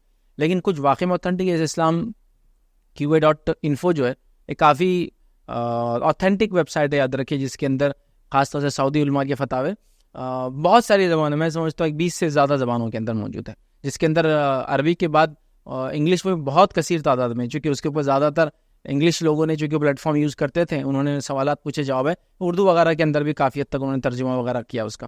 تو بہرحال ڈیجیٹل اس میں کوئی ایسا نشاندہی نہیں کر سکتا ہوں، لیکن میں کہہ سکتا ہوں ان جنرل آپ کو اتھینٹک سورس تک جانا ہے اور وہاں سے بھی آپ آج کے دور میں علم حاصل کر سکتے ہیں. بلکہ بہت سارے لوگ آج کل بہت ساری ڈگریاں اسی سے کر رہے ہیں، بلکہ کچھ لوگوں کی تعلیمت فضیلت وغیرہ بھی اس پہ ہی ہوئی. بیچ میں 2 سال جب لاک ڈاؤن تھا، کسی بھی کلاسز وغیرہ چلی، تو پلیٹ فارمز تک آپ کو پہنچنا پڑے گا جو اتھینٹک ہے، ورنہ آن لائن بہت سارے پلیٹ فارمز جیسا لوگ یوٹیوب کو بیس بناتے ہیں. آج کتنے لوگوں نے علم حاصل کیا، یوٹیوب سے حاصل کیا، یوٹیوب کو ذریعہ بنا ہے نا. تو بہرحال تو اتھینٹک جگہ تک پہنچنا پڑے گا، پہنچنے کے بعد آپ وہاں سے ڈیٹا یا انفارمیشن لے سکتے ہیں. کسی نے سوال کیا، میں ورزش اور جسمانی کسرت کرنا چاہتا ہوں، لیکن میں یہ بھی چاہتا ہوں کہ یہ ورزش اسلامی تعلیمات کی روشنی میں کروں، تو کیا نبی اکرم صلی اللہ علیہ وسلم نے آج کل کی ورزشیں اور جسمانی کسرت کی ہے؟ آپ صلی اللہ علیہ وسلم اور صحابہ کرام پانی میں تیراکی کیسے کیا کرتے تھے؟ تو دیکھیے، سب سے پہلے چیز آپ کا جو سوال ہے اس پہ میرا ایک پورا جواب کیا، ایک پورا لیکچر ہے، اور لیکچر کا نام ہے فٹنس اور اسلام. فٹنس اور اسلام ایک پورا لیکچر ہے جو ہم نے ایک ہیلتھ کلب میں ہی ریکارڈ کیا تھا. آپ کو دیکھنا ہے تو اس لیکچر کو دیکھیں، اور کافی اچھا لیکچر ہے. اور میں نے فٹنس کے تعلق سے جو باتیں ہو سکتی تھی جو مجھے ملی، میں نے اس میں رکھ دی. تو آپ کو میں ایک لیکچر میں میرا اتنے شارٹ کلپ میں مشکل ہے، لیکن میں نے اس میں رکھ دی. رہا آپ کا یہ پوچھنا کہ جو ورزشیں میں کرنا چاہتا ہوں لیکن نبی اکرم صلی اللہ علیہ وسلم وہ ورزشیں کی جو آج کل کی جاتی ہے، تو میں کہوں آج کل کی جو ورزشیں کی جاتی ہے ویسی ورزش تو نبی اکرم صلی اللہ علیہ وسلم نے نہیں کی. ہمارے پاس جو طریقے، ڈپس مارنا، پل اپس کرنا، ویٹ اٹھانا، الگ الگ ایکسرسائز الگ الگ باڈی پارٹس کے لیے کرنا، اس ٹائپ سے تو نہیں کی. لیکن اس زمانے میں من جملہ جو لوگ تھے، جو ان کے لائف تھی اسٹرگل والی لائف تھی، تو ان تک محنت کرتے تھے، وزن اٹھانے کی شکل میں، چیزوں کو کھینچنے کی شکل میں، جانوروں کو پالنے کی شکل میں، بھاگ کر چیزوں کے ساتھ، جانور کے ساتھ رہنا تو بھاگنا بھی سب کو، اس کو سنبھالنے کی شکل میں، اس کے دشمن آ کے لڑیں گا تو اس کے لیے جسمانی طور سے اپنے آپ کو جو کچھ قسم سے فٹنس تیار کرنا ہوتا ہے وہ سب بہرحال وہ لوگ کرتے تھے. لیکن آپ اگر پوچھیں گے آج جس طرح کرتے تھے کیا ویسا تو نہیں، ویسے اکوپمنٹس، ڈیوائسز اور یہ ٹیکنیکس نہیں ہوں گی، ہو سکتا واللہ والوں پھر اگر ہوگی، چونکہ ایسا نہیں ملتا ہم کو احادیث کے اندر، لیکن کرتے تھے جو بھی طریقے ہوتے تھے. ٹھیک ہے. اور آج کل کے جو طریقے، اس میں بہت سارے طریقے، جو ایک تو سوڈو ہے، مطلب جھوٹے ہے، صحیح نہیں ہے، دوسرا بناوٹی ہے، اور تیسرا دکھاوے کے لیے، مطلب میں ایسا کر لوں گا تو یہ میری پمپ ہو جائیں گی، بس پمپ ہو جائیں گی تو ٹی شرٹ ٹائٹ آئیں گی، تو میرے کو بس اتنا ہی بتاتے ہوئے گھومنا ہے تو میرا کام ہو گیا. اب دیکھیے لوگ ٹی شرٹ پہنتے اچھی اور اس میں اپنے کو فٹ بتانا چاہتے ہیں، تو کچھ لوگ حالت کہ نیچے 2 کاڑیاں رہتی پیر کی جگہ ان کی، اور اوپر دیکھیں گے تو وہ برف کے گولے جیسے بڑے ہو جاتے ہیں. کیونکہ پیر کون دیکھ کے تعریف کرتا، کیا لیگز دکھ رہے تیرے، لوگ بولتے کیا بائسپس ہے میاں، کیا چیسٹ ہے تیرا، کیا بیک دکھ رہی تو پیچھے سے چل رہا تھا، وہ تعریف کے لیے تو ہم کر رہے ہیں، تو اس کا فائدہ بھی ہم کو ویسا نظر بھی نہیں آتا ہے. نبی اکرم صلی اللہ علیہ وسلم نے کی ہوں گی ساری چیزیں، لیکن اس ٹائپ سے نہیں. وہ جو بھی اس زمانے کا طریقہ تھا جو واقعی میں مسل بلڈنگ کے لیے، اسٹرینتھ کے لیے، طاقت کے لیے اور سمجھے اس کے لیے ہوتی ہے. ایک مشہور واقعہ نبی اکرم صلی اللہ علیہ وسلم کے تعلق سے آتا ہے روایتوں کے اندر، رکانہ بن عبد یزید رضی اللہ عنہ کا واقعہ ہے. رکانہ بن عبد یزید کے تعلق سے آتا ہے کہ عرب کے بہت سورما تھے اور کشتی کے اندر ٹاپ پوزیشن رکھتے تھے، ہر سال جیتتے تھے کشتی کے اندر. تو انہوں نے نبی اکرم صلی اللہ علیہ وسلم کو چیلنج کر دیا اور کہا کہ اگر محمد صلی اللہ علیہ وسلم مجھے ہرا دے تو میں ان کا دین اختیار کر لوں گا، میں سمجھ جاؤں گا. تو نبی اکرم صلی اللہ علیہ وسلم نے ان کا چیلنج ایکسیپٹ کر لیا. مطلب نبی اکرم صلی اللہ علیہ وسلم بہت فٹ تھے، آپ نے ایکسیپٹ کر لیا. روایتوں کے اندر آتا ہے کہ نبی اکرم صلی اللہ علیہ وسلم جب رکانہ بن عبد یزید کے سامنے کھڑے ہوئے تو پیچھے والوں کو اللہ کے رسول دکھ رہے ہی نہیں، چونکہ رکانہ بہت بڑے انسان تھے، جو پہلوان ہوتا ہے کشتی کرنے والا، مطلب ہیلدی تھے، بہت چوڑے تھے. آپ صلی اللہ علیہ وسلم اتنے ہیلدی نہیں تھے، مطلب ویسے نہیں تھے آپ جیسے ایک پہلوان ہوتا ہے اسپیشل، آپ وہ سامنے تھے. اس کے بعد وہ داؤ چلتے ہیں نا کشتی میں، دیکھیں نا آپ نے داؤ چلتے پکڑے، رکانہ نبی اکرم صلی اللہ علیہ وسلم کے سامنے آئے اور چت ہو گئے، ایسا چت ہو گئے. تو اٹھے، کچھ تو ہوا، بولے تم نے کوئی اسپیل جادو وادو کر دی، ایسا تھوڑی ہوتا، یہ تو کوئی بات ہی نہیں. ایک ہی پہلا ہی داؤ تھا یہ اور چت ہو گئے. وہ داؤ سمجھتے نا کشتی کے داؤ، یہ آپ کے اس کے جیسا نہیں کہ آپ کسی بھی رنگ سے مار رہے، کتنی بھی دیر مار رہے. وہ WWF میں ہوتا نا، مر رہا ہی نہیں آدمی، کرسی سے مارو، ٹیبل پہ مارو، ادھر مارو، پہلے مالے سے پھینکو، دوسرے مالے سے پھینکو، کار کے نیچے بھی ہو رہا، پھر آ جا رہا لڑنے کے لیے. تو وہ سب فیک جھوٹی چیزیں ہوتی ہیں. داؤ میں آپ سوچتے ہیں، پہلے پلان کرتے ہیں، اس کا دیکھتے ہو کیا کرا، اور پھر آپ پہلا داؤ کھیلتے اور ہوتے. وہ پہلے بھی چیت ہو گئی. تو کہنے کچھ تو بھی ہوا ایسا، میں تو سمجھ ہی نہیں پایا، انہوں سمجھ بھی نہیں پائے. پہلوان ہے، نمبر 1 پہلوان ہے، سمجھ نہیں پائے. اب پھر سے ایک بات داؤ کر، یہ کچھ کیے تھے تم نے میرے کو. सेकंड और फिर पहले दाव में चित हो गए, हार गए, मतलब नीचे मतलब मान ले, फिर बोले नहीं कुछ तो भी हो रहा है, ऐसा गड़बड़ हो रही है, मतलब ये तो ऐसा नहीं हो सकता, तीसरी बार करे। इससे पता चला आप सल्लल्लाहु अलैहि वसल्लम बहुत हेल्दी थे, प्लस आपके पास टेक्निक्स थी, आप उतने सेहतमंद नहीं थे जैसे पहलवान होते हैं, बट आपके पास टेक्निक थी। इससे पता चला कि आपका जिस्म बड़ा होना ज़रूरी नहीं है, आपके पास टेक्निक होना चाहिए कोई भी चीज़ की। तो उतने फिट थे आप सल्लल्लाहु अलैहि वसल्लम। आप सल्लल्लाहु अलैहि वसल्लम जब चलते तो इतना तेज़ चलते, रिवायत में आता कि जैसा एक आदमी पहाड़ से नीचे उतर रहा है। जब आदमी आप पहाड़ से नीचे उतरते तो कैसे उतरते ना, अपने बॉडी को रोकते हुए थोड़ा, और तेज़ ही होता है, कितना भी हल्लू करो तो तेज़ होता है। तो वैसा आप चलते थे कि सहाबा बोलते थे हमें अल्लाह के रसूल को की स्पीड को मैच करने कभी कर भागना पड़ता था। तो तेज़ी एक अलग चीज़ है और जल्दबाजी एक अलग चीज़ है, दोनों का कंपेयर मत कीजिए। जल्दबाजी इस्लाम ने मना किया शैतान की तरफ से, तेज़ी से मना नहीं है, रफ्तार से मना नहीं, जल्दबाजी से मना है, ठीक है। जल्दबाजी में इंसान मिस्टेक करता है, तेज़ी एक अलग चीज़ है, ठीक है। मतलब तेज़ गाड़ी चलाना इशू नहीं है, रैश ड्राइविंग इशू है। तेज़ी का माना नहीं किसी को ठोकते हुए चलो, किसी को मारते चलो, बाजू हटना दू क्या और बस, वो नहीं। तेज़ी का माना है आप तेज़ हो सकते हैं लेकिन रैश नहीं। तो वैसा नबी करीम सल्लल्लाहु अलैहि वसल्लम मामला था। तो आपने बहुत सारी कसरत थी कि सवाल में उन्होंने एक सवाल कर दिया पानी में तैराकी कैसे करते थे। देखिए नबी करीम सल्लल्लाहु अलैहि वसल्लम वगैरह और सहाबा वगैरह बहुत सारी बार तालाब वगैरह अरब के इलाकों में होते थे। आप सल्लल्लाहु अलैहि वसल्लम के ताल्लुक से तो रिवायतें नहीं मिलती, लेकिन कुछ लोगों ने लिखा जब आप अपने वालदा के साथ जो है जाया करते थे तो फुला जगह तालाब वगैरह थे, लेकिन इसकी कोई सनद सही सनदों से नहीं मिलता। लेकिन तालाबों का मौजूद होना और नखलिस्तानों के अंदर पानी का होना ये बिल्कुल मिलता है रिवायतों के अंदर हमें।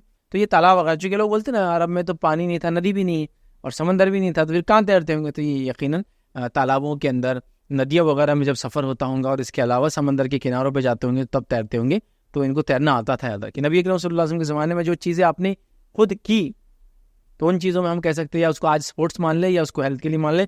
तो आप फेंसिंग मतलब स्वॉर्ड्स मैनशिप करते थे, फेंसिंग बोलेंगे आज, तो तलवार चलाना जानते थे, आजकल तो स्पोर्ट्स ही। दूसरा आप तीर चलाना जानते थे, तो आप भी कोई सीखना चाहते तो आप घुड़सवारी जानते थे, जो भी इसको आज भी स्पोर्ट्स है। आप भागते थे, ये भी आप समझ लीजिए एक स्पोर्ट्स से, भागना, चलना, तेज पहाड़ों पे चढ़ना उतरना, ये भी आप समझ किया। ये वो चंद चीज़ें जो आप सल्लल्लाहु अलैहि वसल्लम ने किया, तो ये सब कर सकते हैं। और इसके लिए कितनी फिटनेस लगती है आप सबको पता है। नबी अकरम सल्लल्लाहु अलैहि वसल्लम घोड़े पे बगैर जीन के बैठते थे, बगैर सैडल के घोड़े को चलाते थे। और जब बगैर सैडल के घोड़ा होता है तो कैसे चढ़ना पड़ता है उससे मालूम आपको भागते हुए जाना पड़ता है, उसके पीठ पे हाथ रख के कूदना पड़ता है। या दूसरा तरीका, आप भागते हुए जाते हैं, उसके बाल खींच के नहीं चढ़ते, आप बाल पकड़ते हैं और उसके बाद अपने आप को इस पोजीशन में लाते हैं कि पैर से कूदते हैं, एक पैर को उठाते हैं, उस पर पीठ पे डालते हैं, फिर सवार हो जाते हैं। तो आप बगैर उसके भी सवारी करते थे, जिसके लिए बहुत फिटनेस लेवल रहता है। याद रखिए, घोड़ा चलाना ही फिटनेस लेवल लगता है। चूँकि हमारे मियाँ भाई घोड़ा चला लेंगे, अभी तो रीढ़ की हड्डी वैसे 4 दिन ही हो जाती, फिर कुछ समझता नहीं, चूँकि वो घोड़ा चला लिया आज, है ना। और औरतें वगैरह हमारी घोड़ा चला ली तो 4-6 हड्डियाँ तो उनकी समझो खराब ही होना है, क्रैक होना है, और वो हमेशा के लिए समझो माजूर हो जाना है उतरने के बाद। लेकिन सहाबा साहबियत का होना नहीं था। घोड़सवारी तो ऐसा उनके पार्ट ऑफ मिजाज का हिस्सा बोलते ना, वो आखिरी दौर तक थी। और सहाबा की ज़िंदगियों को आप देखिए, या अरबों की बड़ी मिसालें मशहूर है। अरब जितना बूढ़ा होता है उतना जवान होता जाता है। मतलब ऐसे सहाबा मिलेंगे आपको 60-60 साल की उम्र है और घोड़ों के ऊपर रेस लगा रहे हैं और तलवारबाजी कर रहे हैं एक दूसरे से, और कुश्ती के कंपटीशन में हिस्सा ले रहे हैं। मतलब जब तक मर रहे नहीं, जब तक सेहतमंद नहीं है, और सेहत के साथ ही दुनिया से चले जा रहे हैं। मतलब बीमार हुए, अलील हुए, बुढ़ापा आ गया, बहुत बुढ़ापा आ गया, बहुत बीमार रहे, ऐसा मिलेगा ही नहीं। सेहतमंद थे, अचानक फुला हुआ इंतकाल हो। मतलब समझे ना, मतलब निकाह की कोई उम्र नहीं, जंग लड़ने की कोई उम्र नहीं थी। जब तक जिंदा है तो वो जंग लड़ सकता है, निकाह कर सकता है, बच्चों को संभाल सकता है, सब ताकत है, जो अभी नहीं समझ सकते। अभी 40 के बाद तो कुछ भी नहीं सोच सकते कुछ नहीं सोच सकते, हालत ऐसी है हमारे। मतलब देखिए ना, 30 साल में तो बाल चले जा रहे हैं यार, बाकी चीज़ें तो छोड़ दो। 30 ईयर्स इज मोर, बाल जाना शुरू हो जा रहे हैं लोगों के। 40 साल के अंदर खत्म, 45 साल तो पूरा चेहरा वगैरह सब सफ़ेद एकदम बिल्कुल हो जा रहे। सफ़ेद शेर भी नहीं बोल सकते, मिट्टी के शेर है हम लोग तो, क्योंकि वो ताकत बाकी नहीं। मतलब पहले ज़माने लोगों के सिर्फ दाढ़ी की कलर चेंज हो रहा है, ना फिजिकल स्ट्रेंथ में फ़र्क है, ना मेंटल एबिलिटीज़ में कोई फ़र्क आता था, ना उनकी स्ट्रेंथ। वैसी लाइफ थी, मतलब बहुत बहुत हेल्दी लाइफ थी। तो बहरहाल उन्होंने वो सब किया। तो आपका सवाल है आजकल की इक्विपमेंट्स, नहीं, आजकल की इक्विपमेंट्स की कोई दलील हमको नहीं मिलती है इस्तेमाल किया, बट वो सारी चीज़ें की जिससे एक अच्छा जिस्म इंसान का रह सकता है, खाने से लेकर सारी चीज़ों तक। ये बड़ी अहम चीज़ है। हम लोगों का खाने से ही मामला गड़बड़ा जाता है तो बाकी सारी चीज़ें तो दूर की बात है। एक अच्छी सेहतमंद इंसान की अलामत क्या आज के दौर में बोलता हूँ, आप बात पसंद करें या नहीं करें, لیکن یہ بات درست بھی ہے کہ جتنی دیر میں آپ پیشاب کرتے ہو اتنی دیر میں آپ پیخانہ کرتے ہو تو آپ صحت مند ہیں. اگر آپ کو کیلنا پڑتا ہے، پریشان اندر جا کے بیٹھے ہوئے، جس کا مطلب کھانے پینے میں گڑبڑ ہے ہمارے. یہاں سے شروع ہوتی ساری چیزیں. ہر جانور کو دیکھیے آپ، جتنی دیر میں پیشاب کرتا ہو اتنے میں پیخانہ کرتا ہو. بکری بیٹھی اڑ گئی، ہو گیا. مرغی چلی رکی، ہو گیا. دونوں ہو گیا اس کا ایک ساتھ. آپ دیکھیے کسی جانور دیکھیے، گائے بیل دیکھیے کھڑے ہوئے 15 سیکنڈ میں کام ختم، پٹ پٹ پٹ پٹ پٹ چلے آگے. ہوا نا. جتنی دیر میں پیشاب کرتے ہیں اتنی دیر میں پیخانہ کرتے ہیں. تو انسان بھی ویسی ہی ہے. تو جتنی دیر میں آپ پیشاب کرتے ہیں اتنی دیر میں اگر پیخانہ ہو جاتا ہے آپ کا وہی ٹائم ہے، تو اس کا مطلب آپ صحت مند ہیں. اگر ویسے نہیں تو مطلب ہم سب پریشان ہیں. ہو رہا ہے نہیں ہو رہا نا، جلن ہے، فلاں ہیں، یہ ہے، پائلس، اور یہ سب دنیا پریشان ہے ہر چیز. صحت کھانے سے پھر اس کے بعد کثرت، ساری چیزیں ڈیپینڈ ہے. تو ساری چیزوں کو اگر ملا دے تو صحت کے اندر اچھے کھانے کا بہت بڑا دخل ہے. اس لیے بات کو میں رکھ رہا ہوں.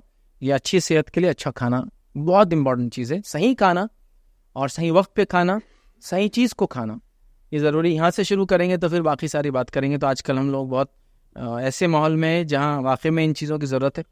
اور اسی ٹاپک کو میں نے جو شاید 2014 میں ریکارڈ کروایا تھا یا 15 میں شاید، تو اسی سوچ کے ساتھ کرایا تھا کہ لوگوں کی بیماریاں وغیرہ بڑھ رہی تھی. میں نے فٹنس اور اسلام جیسا لیکچر کروایا تھا. بہرحال ایک مطلب لیکچر کے اندر کافی میں نے طنز اور تانے مارے ہیں لوگوں کو جن کے پیٹ بڑے ہوتے ہیں. لیکن مقصد میرا اس لیکچر میں صرف اور صرف یہ تھا کہ لوگوں کو تھوڑا سا جھنجھوڑوں. باقی مذاق اڑانا مقصد بہرحال کسی بھی حالت میں نہیں تھا. لیکن ابھی کہیں میں بھی سنتا ہوں تو لگتا ہوں یار مذاق جیسے ہی ہو جا رہا ہے. لوگوں کو اتنا سخت الفاظ ادا کیا، لیکن کیا کرے، اچھی صحت نہیں ہونے کے جو نقصانات تھے تب بھی تھے، آج بھی ہم لوگوں کو دیکھ رہے ہیں. تو اچھی صحت ہونا ضروری ہے. تو بہرحال سوئمنگ وغیرہ کا میں نے دے دیا. باقی ورزش وغیرہ کے لیے آپ ڈیٹیل دیکھنا ہے تو نبی اکرم صلی اللہ علیہ وسلم کی زندگی سے کیسے تھے، فٹنس اینڈ اسلام، یہ لیکچر کو آپ دیکھیں. کسی نے سوال کیا، اکثر کہا جاتا ہے کہ اہل علم سے پوچھو، علماء سے پوچھو، ان کے ساتھ رہو، لیکن یہ لوگ کون ہیں، کیسے پتہ کرے، ان سے کیسے جڑے؟ اچھا سوال ہے کہ کہا تو جا رہا ہے کہ اہل علم سے ملو، اہل علم سے جڑو، علماء سے جڑو اور علماء سے علم لو. سوال یہ ہے کہ یہ لوگ کون ہوتے ہیں، یہ علماء کون ہوتے ہیں جن سے جڑنے کے بارے میں کہا جا رہا ہے؟ صحیح بات ہے. اگر میں کہوں کہ اہل علم سے جڑو، علماء سے جڑو، تو ہر آدمی کے ذہن میں آ رہا ہے کہ اس کے مسلک کے علماء سے جڑنا ہے. اور نیچرل فیلنگ ہے یہ، ایک دم جس کو کہتے ہیں فطری چیز ہے، وہ یہی فیل کریں گا کہ میں ان سے جڑوں. لیکن جب ہم کہہ رہے علماء سے جڑو، اہل علم سے جڑو، تو یہاں مراد یاد رکھیے وہ علماء جو نبی اکرم صلی اللہ علیہ وسلم کے وارث ہیں. وہ علماء جو نبی اکرم صلی اللہ علیہ وسلم کے وارث ہیں. وہ کون ہے؟ جو اللہ کی کتاب، اس کے رسول صلی اللہ علیہ وسلم کی سنت اور جیسا صحابہ نے سمجھا اس فہم سے کام کرتے ہیں. یہ حقیقت میں علماء ہے. چونکہ انبیاء مال و دولت نہیں چھوڑتے، انبیاء علم چھوڑتے ہیں. تو علماء کو کہا گیا کہ یہ انبیاءوں کے وارث ہے. تو ظاہر سی بات ہے انبیاءوں کا وارث وہی عالم ہو سکتا ہے جو وراثت میں سے چیز بانٹتا ہو، اپنے طرف سے نہیں دیتا ہو. اگر میں اپنے طرف سے چیز دے رہا ہوں تو یہ میری چیز ہوئی، انبیاؤں کا ورثہ نہیں ہوا. اور انبیاؤں کا ورثہ نہیں مطلب میں اہل حق نہیں ہوں، میں اہل علم میں سے نہیں ہوں، میں سچا عالم نہیں ہوں. میں عربی جانتا ہوں گا، میں دنیا کے علوم اور فن جانتا ہوں گا، لیکن میں اگر قرآن سے اور سنت سے اور صحابہ کے منہج اور فہم سے بات نہیں کر رہا ہوں تو مجھ سے بڑا جاہل دنیا میں کوئی نہیں. تو آپ کا سوال ہے کون ہے یہ؟ تو یہ وہ لوگ ہیں جو اللہ کی کتاب، اس کے رسول صلی اللہ علیہ وسلم کی سنت جیسا صحابہ نے سمجھا، سلف صالحین کے فہم کے مطابق بات رکھتے ہیں. یہ ہوئے علماء، اور یہ حقیقت میں انبیاؤں کے وارث ہیں. پھر یہ کسی جماعت اور کسی مسلک سے ہو، اس میں کوئی حرج نہیں ہے. لیکن اگر وہ اس نہج پر ہے، طریقہ کار یہ ہے، مطلب باٹل کا لیبل سے کوئی فرق نہیں پڑتا، کنٹینٹ اگر سیم ہے تو کوئی مسئلہ نہیں. چونکہ مختلف ادوار کے اندر لوگ مختلف جگہوں پہ گزرے ہیں جنہوں نے اللہ کی کتاب اور اس کے رسول صلی اللہ علیہ وسلم کی سنت اور صحابہ کے فہم پہ کام کیا، جن کو آج ہم ہو سکتا کسی اور نام سے پہچانتے ہو، لیکن وہ واقعی میں قرآن و سنت پر تھے. یاد رکھیں، آج ہم جماعتوں میں تقسیم کر دیتے ہیں، مسالک میں تقسیم کر دیتے ہیں، ٹھیک ہے، کوئی بات نہیں. تو یہ ہونا چاہیے. تو یہ کون لوگ ہیں؟ یہ وہ لوگ ہیں جو اللہ کی کتاب، اس کے رسول کی سنت، صحابہ کے فہم پہ بات کرتے ہیں اور سلف صالحین نے جیسا قرآن و سنت کو سمجھا کرتے ہیں. یہ اپنے دل کی تشریحات نہیں کرتے ہیں، یہ اپنے دل سے منمانی نہیں کرتے ہیں، یہ اپنے دل سے مسائل کو نہیں ڈالتے ہیں، اپنی خواہشات کو اندر نہیں ڈالتے ہیں. اور جو وراثت میں ان کو علم ملا ہے نبی اکرم صلی اللہ علیہ وسلم سے، وہی چیز کو یہ آگے لے کر چلتے ہیں. جو بھی یہ کرتا ہے وہ انبیاءوں کا وارث ہے، وہ حقیقی عالم ہے، اور وہ کسی جماعت اور مسلک میں ہو سکتا ہے، پھر اس سے کوئی فرق نہیں پڑتا. چونکہ دنیا میں لوگ کئی جماعت اور مسلکوں سے پہچانے جاتے ہیں، لیکن اگر وہ اس اصول پر ہے تو وہ حق پر ہے، وہ اہل علم سے اس سے علم بہرے لے سکتے ہیں. اب ایک عام آدمی کیسے جانے؟ تو ظاہر سی عام آدمی کو کچھ تو اصول بھائی سیکھنا ہی پڑے گا، کچھ تو سیکھنا پڑے گا، نہیں تو پھر وہی ہے کہ تقلید کرنا پڑے گا کسی کے پیچھے. ٹھیک ہے، تو بہرحال سیکھنا پڑے گا کچھ نہ اصول، جس سے آپ کم از کم یہ تو فرق کرے، یا کم از کم اس سے پوچھ لے کہ آپ نے جو کہا کہاں سے کہا. تو میں سمجھتا ہوں معاملہ اپرائٹ ہو جائے گا. اور الحمدللہ آج کا زمانہ ہے، لوگ کہنے سے پہلے 10 بار سوچتے ہیں، چونکہ لوگوں کو پتہ ہے اب لوگ پوچھیں گے. پہلے لوگ پوچھتے نہیں تھے، ممبر پہ چڑھو کچھ بھی بول کے اتر جاؤں. لوگ پوچھتے نہیں تھے, لیکن آج لوگ پوچھتے ہیں اور لوگ ڈرتے بھی, یاد رکھے بولنے سے. پہلے ایسا نہیں تھا. پہلے ایسا تھا کہ آپ نے جا کے ارے وہ عالم صاحب یہ آپ نے کہاں سے بولے؟ ہاں تیرے باپ نے نہیں پوچھا سوال کبھی, تو سوال کر رہا. سوال کرنا شیطانی کام ہے. سوال کرنے کی وجہ سے پچھلی قوموں پہ عذابات آئے. پچھلی قوموں پر عذابات اپنے انبیاؤں سے سوال کرنے پہ آئے, علماء سے نہیں. تو نبی کی موجودگی میں بیجا سوال کرنا شریعت ہو جاتی ہے جو نبی کے منہ سے نکلتا ہے, اس لیے نہیں کرنا چاہیے انبیاؤں کے سامنے. نبی چلے گئے, اب سوال کی تو پورا اختیار ہے ہم کو کسی سے بھی کرنے کا. انبیاؤں سے پوچھنا منع, چونکہ ان کے منہ سے نکل جائے تو پھر وہ شریعت بن جائیں. جیسا کہ ایک صحابی نے پوچھا سوال, کیا حج ہر سال پر فرض ہے؟ اور آپ نے خاموشی اختیار کی. اس کے بعد تھوڑی دیر بعد کہا اگر میں ہاں کہہ دیتا تو ہر سال تم پہ حج فرض ہو جاتا. تو تب منع ہے, اس لیے کہ اس سے سختیاں ہو جاتی. لیکن اہل علم سے پوچھنا یہ تو بنیاد ہے یاد رکھے دین کی. تو لوگ جواب آج کل ماشاءاللہ وہ پہلے ہی سوچ کے چڑھتے کہ میں کیا بولوں گا, کیسے وہ ہوں گا. تو بہرحال ان کو پہچانے اور یہ تمیز کرے. بہرحال ایک واقعہ سناتا ہوں چھوٹا سا. ایک صاحب تھے اور وہ ایک بہت بڑی یونیورسٹی سے پڑھنے کا ان کا دعویٰ تھا, بلکہ دنیا کی 3 بڑی بڑی یونیورسٹی سے اسلامک انہوں نے پڑھا تھا. ان کے پاس پتہ نہیں کتنے ڈگریاں تھے, یہ تھے وہ تھے. ایک پروگرام میں وہ بھی تھے اور میں بھی تھا, اور ہم لوگ وہاں پروگرام میں تھے. ان کی بھی اسپیچ تھی, میری بھی اسپیچ تھی. جب اسپیچ انہوں نے دی تو اللہ رحم کرے میں خود سن کے پریشان تھا کہ یہ ڈگریاں انہوں نے, ایسا تو نہیں کہ فیک سرٹیفکیٹس لا لی اٹھا کر, یہ کیا کرے. جب وہ بات کر رہے تھے تو آپ بات سن کے کہیں گے کہ یار یہ کیا بچکانی حرکت ہے. انہوں نے ایک اپنی تقریر کے اندر ایک واقعہ سنا ہے. واقعہ کیا سنا, مطلب ایک آدمی کی مغفرت نمک کی وجہ سے ہو گئی بولے. تو اب یہ کیا واقعہ لاتے کہ نمک کی وجہ سے مغفرت کرا دی انہوں نے. حالانکہ اتنے ڈگریاں ان کے نام کا کہ فلاں ہے, لیکن انبیاؤں کے وارث نہیں ہوں. مفتی لگا لی, یہ لگا لی, لیکن انبیاؤں کے وارث نہیں ہیں وہ ایسے لوگ. کیا قصہ سنانے بولے, ایک بار کیا ہوا بولے, ایک آدمی تھا بولے, اس کی بیوی بولے نمک زیادہ ڈال دیتی تھی بولے کھانے میں. تو بہت چڑھتا تھا, بہت چڑھتا تھا, ہر بار چڑھتا تھا, مارتا تھا, یہ کرتا تھا. اور اس میں بھی مرچی مسالے لگا رہے ہو, مطلب جیسا کہ ایونٹ کے اندر ہے اور ایونٹ میں دیکھ رہے ہو کیا کیا ہو رہا. جو یہ سب دل کے واقعات رہتے ہیں. ایک آدمی گر گیا, اب آپ اسے مرچی مسالہ آ رہا تھا, بہت ہوشیاری کر کے آ رہا تھا, وہ اکڑ کے چل رہا تھا, فلاں ہو رہا تھا, بال ایسے جمے ہوئے تھے, تو اللہ نے گرا دیا, ذلیل کرا, نیچے گر گیا. سمپل تھا واقعہ, آیا اور گر گیا. تو انہوں اس میں بھی اتنا مرچ مسالہ لگا رہے. تو بولے ایسا ہو گیا, فلاں ہو گیا, اور یہ ہو گیا, بہت چڑھتا تھا, یہ تھا, وہ تھا, یہ کرتا تھا, سمجھو یہ کرتا رہا, مر گیا ہو. ایسا کرتے کرتے مر گیا ہو. سمجھو کس دور میں تھا, ان کو کیسا پتا چلا وہ نہیں معلوم مجھے, لیکن مر گیا ہو. عوام نہیں سوچتی یہ چیز. تو بولے مر گیا, بولے پھر مر گیا, تو بولے اللہ نے اس کی مغفرت کر دی. بولے ہاں, تو نے اللہ تعالیٰ سے پوچھ لیا, اللہ تعالیٰ میری مغفرت کیسی ہوگی؟ بولے تو بولے ایک بار تو نے بولے اپنا غصہ بولے دبا دیا تھا, بولے جب بیوی نمک زیادہ ڈالتی ایک بار, تو تیری وہ عادت میرے کو پسند آ گئی, بولے تو میں نے تیری مغفرت کر دیا. اب لوگ وہ تو کیسا جو پچ پچ چلنا شروع ہو جاتی پوری مجلس کے اندر, پچا پچ چل رہی پوری, داڑھی میں ہاتھ ڈال کے پچا پچ. اب میں پریشان یار کیا. پہلا سوال, یہ تو بات غائب کی ہوئی نا, مر گیا, مغفرت ہوئی, اس کو بتانے کے لیے تو ایک نبی کی ضرورت ہے نا. اس کے بغیر نہیں آ سکتی ہے نا یہ بات ہم تک.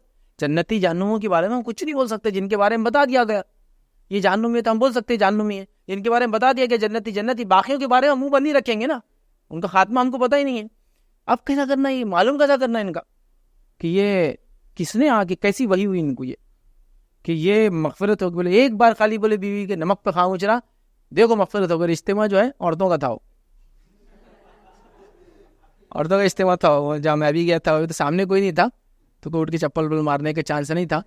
لیکن بہرحال انہوں نے وہاں ایسا بول جائے, ایسا فائدے میں کہ بھائی شوہر نے برداشت کرنا بیوی کو, بیوی دو تو نمک کی وجہ سے دیکھو بولے ایک آدمی کی مغفرت ہوگی.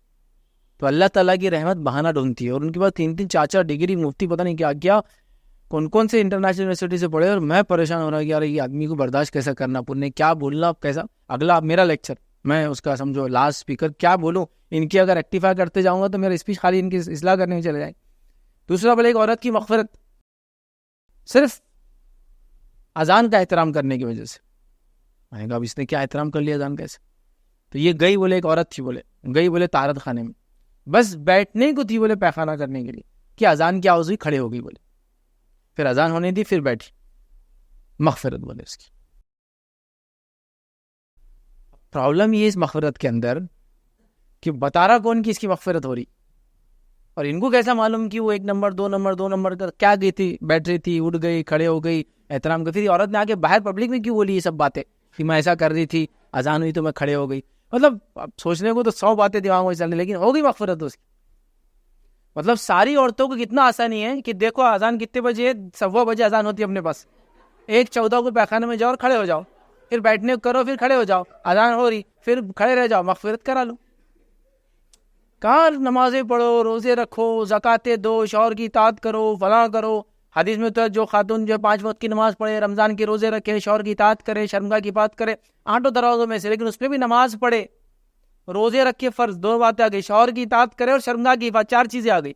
یہاں تو صرف کچھ رائے ہی نہیں نا، کھڑے رہو چلے جاؤ. تو آسانی تو ہو گئی نا. 1:15 بجے کی اذان تو ظہر کی ہر جگہ ہے، تو ایک عورت نے 1:14 کو اندر جانا اور بیٹھنے کے لیے وہ کرنا، اذان کیا ہوتا کہ پھر کھڑے ہو جانا، پھر اذان کا احترام کر لینا اور جنت بنا لینا اپنی. تو ایسے راستے دے رہے بھائی لوگ. تو یہ حالت ہے ان کی جو اپنے آپ کو اہل علم، ڈگری یافتہ اور کیا کیا کہہ رہے. تو میں کہہ رہا ہوں یہ سب چیزیں نہیں، اللہ کی کتاب، رسول کی سنت، صحابہ کا منہج اور فہم، سلف صالحین کے طریقے پہ جو ہے بدعت، خرافات، برائی سے اپنے آپ کو بچاتا ہے، اپنے دل کی بات نہیں رکھتا ہے، خواہشات پہ نہیں کرتا ہے، دین اور شریعت کی بات جیسے مین و رن رکھتا ہے. بہرحال وہ لوگ ہیں، اور وہ جہاں بھی ہے دنیا میں آپ ان کو ڈھونڈیں اور ان لوگوں سے جڑ جائے. وہی اہل علم ہے حقیقت میں، اور وہی جو ہے اس کو کہیں گے انبیاءوں کے وارث ہے. یاد رکھیں. کسی نے سوال کیا، انڈونیشیا کا ایک وائرل ویڈیو دیکھا جس میں ارتھکویک کے دوران بھی لوگوں نے نماز پڑھنا بند نہیں کیا، کیا یہ صحیح عمل تھا؟ ایسے موقع پر کیا کرنا چاہیے؟ اچھا، کسی نے سوال کیا کہ ارتھکویک آ گیا تو پھر بھی نماز پڑھ رہے تھے. تو دیکھیے، ایک سب سے پہلی چیز، اب اس کو سمجھانے کی تو میں سمجھتا ہوں زیادہ ضرورت نہیں ہے، عقل کی بات ہے.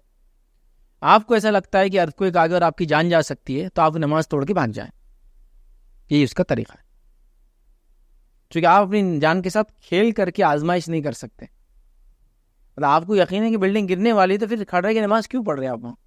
آپ نکل جائیں اپنی جان بچانے کے لیے، اور کوشش، اور ظاہر سی بات ہے آپ کو نماز توڑنے کا گناہ بھی نہیں ملیں گا یہاں، بلکہ جان بچانے کی کوشش کرنے کا اجر ملیں گا.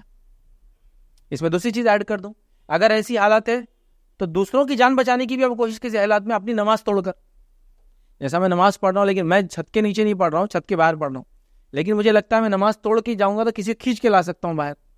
زلزلہ آ گیا، ایڈ کر لیجیے آگ لگ گئی، کچھ ایڈ کر لیجیے پانی آ گیا، اچانک باڑھ آ گئی، ہوتا نا وہ واٹر ایک دم فلش ایک دم آ جاتا کہیں سے، تو پانی سوکھی ندیوں کے اندر، اور میں نماز پڑھ رہا تھا، تو مجھے لگتا ہے میری نماز توڑنے سے میں 2 لوگوں کو بچا سکتا ہوں، ایک انسان کی جان بچا سکتا ہوں. تو یہاں بھی میں نماز توڑ سکتا ہوں. اور ایک یہ کہ میں اس میں اگر مصیبت میں آ سکتا ہوں تو میں بھی توڑ کر بھاگ سکتا ہوں. یہ نہیں کہ میں نماز پڑھتے کھڑے رہوں گا، نہیں وہ پڑھیں گے ایسا. آپ جو بھی وائرل ویڈیو کی بات کر رہے ہیں وہ چھوڑ دے گا، اپنی جگہ لوگوں نے کیوں کیا میں نہیں جانتا ہوں، لیکن عمومی بات یہ ہے کہ اپنی جان بچانا ضروری ہے. تو آپ کو لگتا ہے کہ جس جگہ آپ کھڑے ہیں وہ بلڈنگ گر سکتی ہے اور آپ کی جان جا سکتی ہے، تو اپنی جان بچانے کے لیے وہاں سے آپ نکل سکتے ہیں. آپ کو لگ رہا ہے نہیں، یہ علاقے میں زلزلے عام طور سے آتے ہیں، بلڈنگ ارتھکویک پروف بنی ہوئی ہے، اور جنرلی تھوڑے بہت ہلچل ہوتی ہے اور ساری چیزیں ہو جاتی ہے. جیسا کہ آپ جاپان وغیرہ میں دیکھیں گے لوگ بلڈنگوں سے باہر نہیں نکلتے، بس بلڈنگوں میں چیزوں کے نیچے چھپ جاتے ہیں، کیونکہ ان کی اکثر عمارتیں ارتھکویک پروف بنانے کی کوشش کرتے ہیں، کافی اچھی ہوتی ہے جو ارتھکویک جھٹکوں کو برداشت کر بھی لیتی ہے. اس لیے آپ دیکھیں وہاں اکثر ارتھکویک آتے رہتے ہیں، ہر مہینے میں آتا رہتا ہے، لیکن اس کے باوجود بھی عمومی طور سے بلڈنگیں نہیں گرتی. جب کوئی بہت بڑا بہت خاص ارتھکویک آئے تو یہ مسئلہ ہوتا ہے، بلڈنگیں گر جاتی. ٹھیک ہے، تو لہٰذا آپ کو پتا ہے بلڈنگ ارتھکویک پروف ہے. یہ سیم انڈونیشیا، ملیشیا میں ارتھکویک کامنلی آتے ہیں، اور آپ کو پتا ہے کہ یہاں کوئی مسئلہ نہیں ہے، تو کھڑے رہے پھر آپ نماز میں کہ بلڈنگ وغیرہ سب ٹھیک ہے اور یہ نارمل ہے، اتنا تو زمین ہلتی ہے علاقے میں، بھاگنے کی ضرورت. لیکن آپ کو لگتا نہیں بڑا ہے. ہمارے ملک میں بولوں گا بھاگ جاؤ، ہم کو کچھ معلوم نہیں، ہماری بلڈنگ ارتھکویک پروف بنتی نہیں ہمارے پاس، بھاگ جاؤ، یہاں تو رکو ہی مت، یہاں رسک نہیں لے سکتے. وہاں لے سکتے ان کو جب پتا ہے کہ رکنے میں کوئی حرج نہیں ہے، سمجھ رہے آپ، نکلنے میں کوئی فائدہ نہیں ہے، رک جاؤ آرام سے، کچھ نہیں ہوتا، تو ایک الگ چیز ہے. ورنہ جان آپ کو جا سکتی ہے. تو ہمارے علاقوں میں ہند پاک کے اندر تو بھائی ہمارے نہ گھر ویسے بنتے ہیں نہ عمارتیں بنتی، یاد رکھیں. تو پہلے بھاگ جانا ہمارے لیے سب سے زیادہ سیف چیز ہے، یاد رکھیے. ٹھیک ہے، تو لہٰذا آپ وہاں سے نکل جائے، خاموخواہ نہ ہو. اور یہی چیز ہو سکتی ہے کہ میں مصیبت میں نہیں ہوں لیکن میں نماز پڑھ رہا ہوں، آگ لگ گئی بازو، تو میں اپنی نماز توڑ دوں تاکہ کسی کی جان بچاؤں. چونکہ یہ انسان کہیں گے اسلام کی بنیادوں میں سے اپنی جان کی حفاظت کرنا اور دوسروں کی مدد کرنا. تو دوسروں کی مدد میں ان کی جان کی حفاظت، جیسے آگ لگ گئی، بچانے کے لیے آپ جا سکتے ہیں، نماز کی وجہ سے اس کی جان چلے جائیں گی تو آپ توڑ دیں، جائے اس کو بچا لے، پھر نماز پڑھے. اللہ تعالیٰ انشاءاللہ اس نماز کے توڑنے کا گناہ نہیں دیں گا. تو لہٰذا ہمارے علاقوں میں تو بھائی زلزلہ آئے تو نکل جائیے.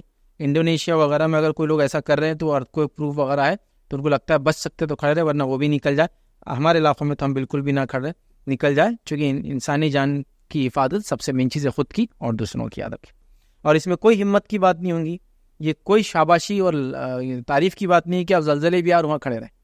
جیسے میں نے ایک ویڈیو دیکھا تھا حال میں، وہ فلیش فلڈ آ گیا اچانک, وہ پانی سوکھی ندیوں میں جو عرب میں آتا آ گیا, شاید عمان وغیرہ کا ویڈیو تھا, اور ایک آدمی اپنے سیسیوں پہ کھڑا کے نماز ہی پڑھ رہا, تھوڑی دیر تو نماز پڑھ سکا, وہ بعد میں کیا ہوگی, گاڑی اڑ گئی اس کی, اتنا پانی آ گیا, گیا ڈوب گیا, پتہ نہیں بچا نہیں بچا, ویڈیو میں تو ڈوب گیا تھا, آگے چلے گی گاڑی کے ساتھ. بہت ڈینجر ہوتا, کیوں جان کر اس لیے نہیں میری گاڑی بہت بڑی ہے, میری تو ایس یو وی ہے فلاں, بھائی فلیش فلڈ آپ کے ایریا میں بہت خطرناک آتے ہیں. سوکھے جو ریگستانی علاقوں کے اندر جو سوکھی ندیاں ہوتی ہیں نا, اس میں پانی اتنا آتا ہے, سیکنڈ سے پانی آ جاتا ہے. بارش کہیں اور ہوتی ہے لیکن ایسا آتا ہے, اور وہ پانی خالی پانی نہیں ہوتا ہے, اس کے اندر مٹی ہوتی ہے بہت خطرناک قسم کی, جس کی وجہ سے وہ کیچڑ جیسا رہتا ہے, ادھر کی بہت جانے جاتی ہے ادھر کے, تو لہٰذا احتیاط کرنا ہی اس میں بہتر ہے, فوراً نکل جائیں, یہی حفاظت کے لیے درست. مطلب یہ ہے کہ اپنی جان کا خطرہ لے کے کوئی عبادت کرنا کوئی قابل مبارک بات نہیں ہے ادھر کی. السلام علیکم. میرا ایک کوشچن یہ تھا کہ ہمارے جو ایک دوست ہے تو ان کا کوشچن یہ تھا کہ جو حضرت علی کے لیے جو بیان میں اکثر ان کے فضائل یا ان سے ریلیٹڈ جو ہے تو اس کو مطلب کہ بہت کم حضرت علی کا ذکر ہوتا ہے, تو وہ بولتا ہے کہ مطلب کہ کیا صرف اسپیسیفک جماعت نے مطلب ان کا ذمہ لیا ہے کہ صرف انہوں ہی ان کو مطلب کہ ایک محبت دل میں ان کی, اور کبھی کبھار ایسا ہوتا ہے کہ محبت اتنی ہوتی ہے کہ وہ ان کو ایک خدا کا درجہ دے دیتے کچھ جماعت ہے اپنی ایسی. تو اس کا بولنا یہ ہے کہ ان کے فضائل بھی بہت کم بیان کیا جاتا, اور جو اکثر بیان میں جو ہے تو, اور محرم کا بھی ٹائم آتا ہے تو حضرت علی کا اتنا بیان نہیں ہوتا. تو اس کا بولنا یہ تھا کہ ایسے کیوں ہوتا ہے کہ مطلب, اور کہ اپنے جو جماعت ہے, دیوبندی ہے, اہل حدیث ہے, اور جتنے بھی ایسے جماعتیں ہیں تو وہ بھی ان کا ذکر کم کرتے ہیں. تو اس کے دل میں یہ ایک وہ ہے, ایک نگیٹو تھنکنگ ہے, جس کا مجھے مطلب اس کو بتانا ہے کہ بھائی ایسا نہیں ہے کہ ڈسکشن ہوتا ہے لیکن بہت کم ہوتا ہے, تو اس کا ایک منفی پوائنٹ ہو رہا ہے. ہمارے سوال ہے کچھ لوگ ہیں جو علی رضی اللہ عنہ کو چاہتے ہیں, اور وہ چاہتے ہیں کہ علی رضی اللہ عنہ کے بارے میں ان کے مناقب, ان کے فضائل وغیرہ بتایا جائے. ان کا کہنا ہے کہ جنرلی مسلمان یا سنی جماعتیں جس کو ہم کہیں گے, یا عام طور سے لوگ یہ بیان نہیں کرتے, چاہے دیوبندی ہو, اہل حدیث وغیرہ وغیرہ, یہ نہیں کرتے, تو ان کو کرنا چاہیے. لیکن دیکھیے بیسک یہاں سے ہم شروع کریں گے. علی رضی اللہ عنہ کے فضائل وغیرہ اگر نہیں بتائے جا رہے تو میرا یہ سوال ہے باقی دیگر صحابہ کے کون سے فضائل کی مجلس سے جم رہی؟ ایسا بھی نہیں نا, مطلب یہاں حالت یہ ہے کہ نہ کسی صحابی کی سیرت بیان کی جا رہی, نہ کسی صحابی کے فضائل بیان کیے جا رہے, تو ظاہر سی بات ہے علی کا بھی نمبر نہیں آ رہا اس میں. اگر کوئی کہے کہ یہاں ایک فلاں 3 صحابہ کے, جیسا خلفاء راشدین میں حضرت علی کو چھوڑ کے 3 صحابہ کے فضائل تو ہر سال بیان کی جاتے ہیں, حضرت علی کے نہیں کیے جاتے, تو آپ بولیں گے تو ظلم ہوا, ایسا نہیں کرنا چاہیے تھا, ان کے بیان کرنا چاہیے. لیکن سوال یہ ایسا کب ہوگا کہ ہم بول رہے ہیں کہ ابھی یہ ہفتہ ہم منا رہے ہیں یا مہینہ منایا جا رہا ہے حضرت ابوبکر صدیق کے فضائل, کہاں ہو رہا ہے ایسا بھی؟ حضرت عمر کے فضائل, یہ بھی کہاں ہو رہا؟ حضرت عثمان بن عفان کے فضائل نہیں ہو رہا نا, تو حضرت علی کا بھی نہیں ہو رہا. تو عمومی طور سے لوگ علم سے اتنے دور ہیں تو کسی کی فضائل بیان نہیں کی جاتے, ان کی بھی نہیں کی جاتی. لیکن ظاہر سی بات ہے علی رضی اللہ عنہ کے بڑے فضائل ہیں. یہ بات کا ہم کو اعتراف کرنا ہوگا کہ جتنے صحابہ کے فضائل روایتوں میں آتے ہیں, مقام ابوبکر صدیق رضی اللہ عنہ کا یقیناً مقام ہے, عمر بن خطاب کا یقیناً مقام ہے, عثمان بن عفان رضی اللہ عنہ کا یقیناً مقام ہے. لیکن فضائل کے اعتبار سے جتنے فضائل حضرت علی کے آتے ہیں اتنے فضائل کسی صحابی کی نہیں آتی. بات بھی ماننا پڑیں گی ہم کو, اتنے فضائل ہیں آپ کے اندر, بہت زیادہ فضائل, یہ بات اپنی جگہ. لیکن میں یہ کہنا چاہ رہا ہوں کسی کی بھی نہیں بیان کیا, ان کے نہیں کیے جا رہے. پلس ان کے فضائل میں سب سے بڑی فضیلت ہے کہ نبی اکرم صلی اللہ علیہ وسلم کی خاندان سے اور اہل بیت سے محبت, یہ ہمارے ایمان کا جز ہے, ایمان کا حصہ ہے, یاد رکھیں, ٹھیک ہے, اس میں کوئی دو رائے نہیں ہے. پر ایسا جیسا کہ انہوں نے کہا کچھ لوگ نے اتنی محبت کر لی کہ خدا بنا دی, اور کچھ لوگ کچھ بھی نہیں کرے, یہ دونوں چیزیں حضرت علی کے تعلق سے بہت ڈینجرس ہے, یاد رکھیں, بہت غلط ہے. کیا تھا, ایک غلو کر دے رہا ہے جس کو اہل تشیع بولیں گے, اتنا غلو کر رہے ہیں کہ کسی کو انتہا نہیں, اور ایک جو ہے وہ غلو نہیں کر رہے, ان کے غلو کا رد کرنے میں وہ ان کے خلاف بات کرنا, نعوذ باللہ, ٹھیک, یہ ایک دم بہت ڈینجرس چیز ہے, یاد رکھیں. اور وہ کر رہے ہیں کہ دونوں بھی جو ضد ہے دونوں کی, یہ بالکل بھی درست نہیں ہے, یاد رکھیے. لہٰذا ہم کہیں گے جس کا جو مقام ہے اس کو مقام دینا چاہیے. تو میں کہوں گا آپ اپنے دوست کو بتائیں کہ بھائی دوسرے لوگوں کا بھی کہاں بیان کیا جا رہا, بولنا جو آپ خاص بول رہے ہیں کہ حضرت علی کا کیوں بیان نہیں کیا جا رہا, ٹھیک ہے. اور جہاں جو لوگ حضرت علی یا اہل بیت کو چاہنے کا دعویٰ کر رہے ہیں اور وہ حضرت علی کے بارے میں بتا رہے ہیں, ان سے بھی آپ گزارش کریں, ان سے بھی پوچھیں کیا صرف حضرت علی ہی تھے اہل بیت سے, باقی کہاں ہیں؟ پھر سبھی نکال دیا نا آپ نے, ان کے علاوہ ان کے آگے پیچھے بھی نکال دیا. خود حضرت علی کی اولادوں میں یہ ساری اولادوں کا نام کہاں لیتے ہیں جو بول رہے حضرت علی کے فضائل اور مناقب, کہاں لے رہے؟ حسن رضی اللہ عنہ کے فضائل اور مناقب بتائیے نا مجھے، کہاں یہ بیان کرتے، کس مجلس میں آج تک انہوں نے بیان کیا؟ یہ جب بھی بیان کرتے صرف حسین رضی اللہ عنہ کی بیان کرتے. سوال یہ کہ کیوں صرف ایک ہی بیٹے کا اور دوسرے کو آپ چھوڑ دیتے ہیں؟ اور محسن کہاں ہے پھر تیسرے؟ اور پھر ان کی بیٹیاں کہاں ہیں؟ سب غائب کر دیا آپ نے. تو آپ بھی چوزی بولنا، پھر آپ بھی پرٹیکولرلی چوزی ہیں. یہ پھر اس کے بعد یہ ہم کو اس کے آس پاس کا دوسرا کچھ بھی نہیں چلے گا. اور جہاں حضرت حسن سے حسین سے اولادیں چلی تو ان کی لڑکیوں سے بھی تو اولادیں چلی تھا، مطلب ان کی بیٹیاں جو تھیں رقیہ، ام کلثوم، تو آپ ان کا بھی بیان نہیں کرتے ہیں، ان کو بھی آپ چھوڑ دیتے ہیں. تو یہ بھی ان کی زیادتی ہے. بچوں میں بھی وہی بچوں کے نام رکھتے ہیں جو آپ پسند کرتے ہیں، باقی چیزوں کو آپ ڈھانک دیتے ہیں، یہ بھی تو زیادتی ہے. تو جہاں ادھر زیادتی ہوئی تو وہاں بھی کوئی کمی نہیں. لیکن میں یہ کہنا چاہوں گا یہاں تو ہمارے پاس کسی کے فضائل بیان نہیں کیے جا رہے، تو یہ بھی چھوٹ جا رہا ہے. کرنا چاہیے اہل بیت کے بیان، لیکن آپ جو اہل بیت کا بیان کر رہے ہیں آپ بھی اتنے چوزی، اتنے پرٹیکولر ہے اپنے معاملے میں کہ حضرت علی رہتے ہیں، حضرت حسین لے رہے ہیں، باقی سب آپ نے آگے پیچھے یہ وہ بیٹی سب کا ختم کر دیا، سبھی ختم کر دیا. حضرت علی رضی اللہ عنہ کی جو بیٹی تھی جو حضرت فاطمہ کی اولاد ہے، اور یہ شیعہ تاریخ لکھنے والوں نے بھی بات لکھی یاد رکھی، ان کا نام شاید ام کلثوم تھا، ٹھیک ہے، جو بیٹی تھی حضرت علی کی بیٹی تھی، فاطمہ رضی اللہ عنہ کی اولاد ہے، یاد رکھی. علی رضی اللہ عنہ کو یاد رکھی. عمر ابن خطاب رضی اللہ عنہ نے جب آپ خلیفہ تھے پیغام بھیجا کہ میں آپ کی اس بیٹی سے نکاح کرنا چاہتا ہوں، اور علی رضی اللہ عنہ نے اس پیغام کو قبول کیا. ان سے نکاح ہوا، ان سے ان کو ایک بیٹا ہوا، اس کا نام آپ نے زید بن خطاب رکھا. لڑکا تھا ان کو یاد ہے کہ زید بن خطاب.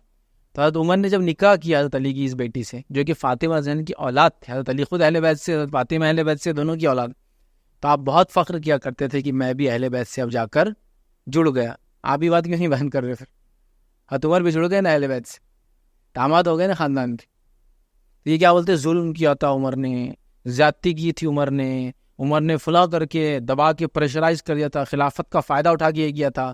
تو پھر علی مرتضیٰ کی واقعات، فضائل اور وہ دروازہ اٹھا لیے تھے ایک آدمی، سب کہاں گئے؟ ایک آدمی جو اپنی بیٹی کو نہیں بچا سکتا تو باقی کیا رہا پھر اس کے فضائل؟ آپ جو اتنے بیان کر رہے ہیں، کیا یوں کرے تو مٹی دبائے تو تیل نکال کے دے دیے، خیبر کا دروازہ یوں کرے تو ایک ہاتھ میں اٹھا لیے. جب اتنا طاقت ہے تو وہ آدمی عمر کے سامنے اتنا کمزور کہ اپنی بیٹی کا نکاح کر دے رہے عمر صرف ڈر کی وجہ سے. تو اب تم ہی بتاؤ، بولنا تم یہ فخام دے رہے یا کیا کر رہے ہیں، آخرت گرا رہے. تو یہ لوگ بھی جو بول رہے ہیں فضائل بیان نہیں کرتے، ہم یہ بھی چوزی اپنے فضائل بیان کرنے میں بہت سلیکٹیولی کام کرتے ہیں. حتیٰ کہ حضرت علی نے اور حسن اور حسین رضی اللہ عنہ نے اپنے بچوں کے جو نام رکھے تھے یہ نام تک ہی بیان نہیں کرتے، ان کی کنیتیں بیان کرتے ہیں. حضرت حسن حضرت حسین کے بچوں کے نام آپ کو معلوم کیا تھے؟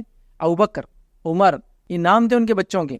آپ ان کی کنیتیں بیان کرتے، گھر کے لاڑے کے نام بیان کرتے ہیں، یہ نام ہی بیان نہیں کرتے. کہ تو کیسا کریں گے کہ ہم جن کو امام بتا رہے ہیں اور ان کے بچوں کے نام وہ جن کو ہم نعوذ باللہ گالیاں دیتے ہیں اپنی مجالس. تو وہ بھی بڑے چوزی، یاد رکھیے اپنے اس کے اندر. تو دونوں افراد و تفریق غلط ہے، دونوں کی زیادتیاں غلط ہے کسی معاملے میں. جس کا جو مقام ہے ہم کو دینا چاہیے. کیوں تو وہ فلاں لوگ ان کا مقام گرا رہے تو ہم ان کو ایکسٹرا اوپر اڑا دیں، غلط.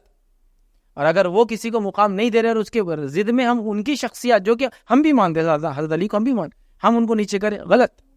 تو لہٰذا جس کا جو مقام میں کہوں گا سب سے وہ دینے کی ہم کوشش کریں. کون کس سے خوش ہوتا ہے اور کون کسی وجہ سے ناراض ہوتا ہے ہم کو نہیں دیکھنا ہے. جو جس کا مقام ہے دیتا ہے. حضرت ابوبکر کا جو مقام ہے وہ ہے، حضرت عمر کا جو مقام ہے وہ ہے، حضرت عثمان کا جو مقام ہے، حضرت علی رضی اللہ عنہ کا مقام جو ہے. آپ کے فضائل سب سے زیادہ آتے ہیں خلفاء راشدین کے اندر، یہ بات بھی ہم کو ماننا چاہیے اور سب کو اپنا مقام دینے کی ہمیں جو کوشش کرنا چاہیے. اللہ تعالیٰ ہم کو ہر قسم کے ایسے غلو سے ہمارے جو حفاظت کرے.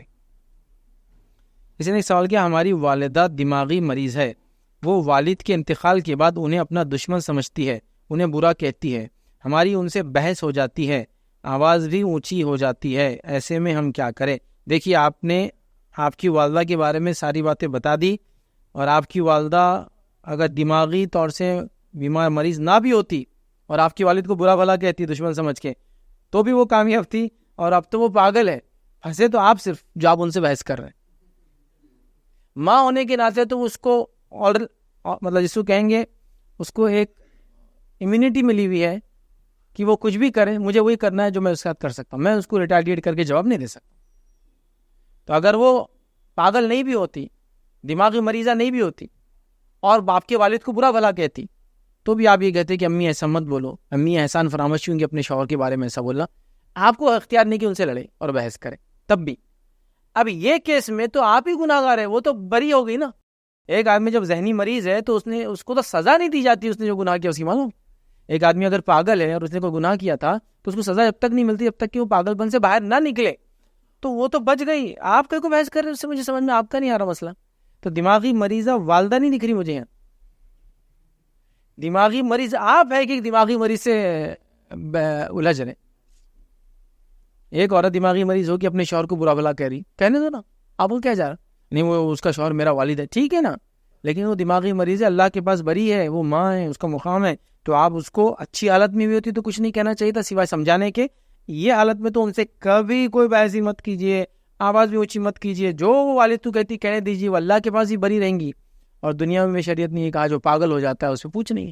حدیث میں قلم 3 لوگوں سے اٹھا لیا جاتا ہے. کون کون ہے؟ ایک بچہ جب تک بالغ نہ ہو قلم لکھتا نہیں اس کے عمل. ایک انسان جو سو جائے جب تک جاگتا نہیں لکھتا نہیں عمل. ایک آدمی پاگل جو عقل سے باہر ہو جائے, قلم اس کے عمل ہی نہیں لکھ رہے, تو اس کے عمل ہی لکھے نہیں جا رہے, تو آپ کا کو بحث کر کے اپنے عمل خراب کر رہے. تو لہٰذا آپ سے گزارش کروں گا آپ اپنی ذہنی صحت کو اچھا کر لیں اور کیفیت کو اچھا کر لیں. والدہ سے بالکل بھی بحث نہ کرے اور بات بند کر دے, خاموش سنیں, اور ان کی اصلاح کر سکتے تو کریں. یہ بول کر کے امی کہیں کو بات کر رہے ہیں, تھک جائیں گے آپ. جان دو دشمن تھے وہ, تو اب دشمن کے بارے میں ذکر کر کے اور کو یاد کرنا, پیسیفائی کرے, سمجھائے, سنبھالے اور معاملے ختم کرے. آپ تو بالکل بھی نہ ہو اور ان کو کوئی جواب نہ دے, ورنہ آپ کے لیے بہت بڑا مسئلہ ہو جائے گا یہاں تک. جی شیخ, سوال یہ ہے کہ کسی کا ایبراڈ میں کہیں انتقال ہوتا ہے کسی ایکسیڈنٹل ڈیتھ کی وجہ سے. فار ایگزامپل آسٹریلیا میں کسی کا ملٹی سٹوری بلڈنگ سے گر کے ڈیتھ ہو جاتی ہے, اور کچھ فارمیلٹیز ایسی رہتی ہے کنٹریز کی کہ ہفتہ بھر یا 10 دن تک باڈی نہیں ملتی ہے, تو وہ بہت کروشل پیریڈ ہوتا ہے گھر والوں کے لیے. تو ان کا بولنا یہ آتا ہے کہ یہ پیریڈ میں اسپیسیفک کوئی عمل ہے کہ جو کیا جا سکتا ہے. اور اس سے کو ریلیٹڈ ایک چیز ہے, میت کی نماز جنازہ لیڈیز میں دیکھنے میں نہیں آتی ہے عام طور پہ, تو اس کے لیے آپ کیا ترغیب دیں گے؟ بھائی سوال کیا, کسی کا انتقال ہو جائے, وہ یہ یہاں نہیں ہمارے ملک میں, اس کے والدین اس ملک میں, بچہ کہیں باہر پڑھائی کے لیے تھا, انتقال ہو گیا تو 10-12 دن شاید وہ لاش کو نہیں دیتے ہیں, تو اس پیریڈ میں والدین کیا کریں؟ دیکھیے, جب انتقال کی خبر آپ کو مل جائے اس کے بعد سے غم شروع ہو جاتا ہے, اور میکسیمم اجازت ہے عورتوں کو 3 دن, اگر بیٹے کا ہے تو, اگر شوہر کا ہے تو 4 مہینے 10 دن ہے.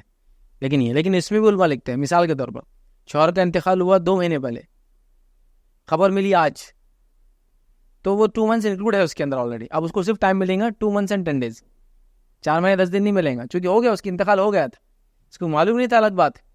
لیکن اس کا مسئلہ تو ہو گیا کہ جو 4 مہینے 10 دن رکنا تھا یہاں سے ہوں گا, تو اب ان کو معلوم ہو گیا انتقال ہو گیا, ابھی نماز نہیں ہوئی, غسل نہیں دیا گیا, جنازہ نہیں ہوا, لیکن ان کا غم کا ٹائم ختم ہو جائے گا. لیکن جو پیریڈ ہے جس میں غم مناتے ہیں, مارننگ کرتے ہیں انسان, اس کے لیے غم منا سکتا ہے, اور وہ بھی صرف عورتوں کی اجازت ہے, اور وہ میکسیمم کتنے دن کے لیے 3 days ہے.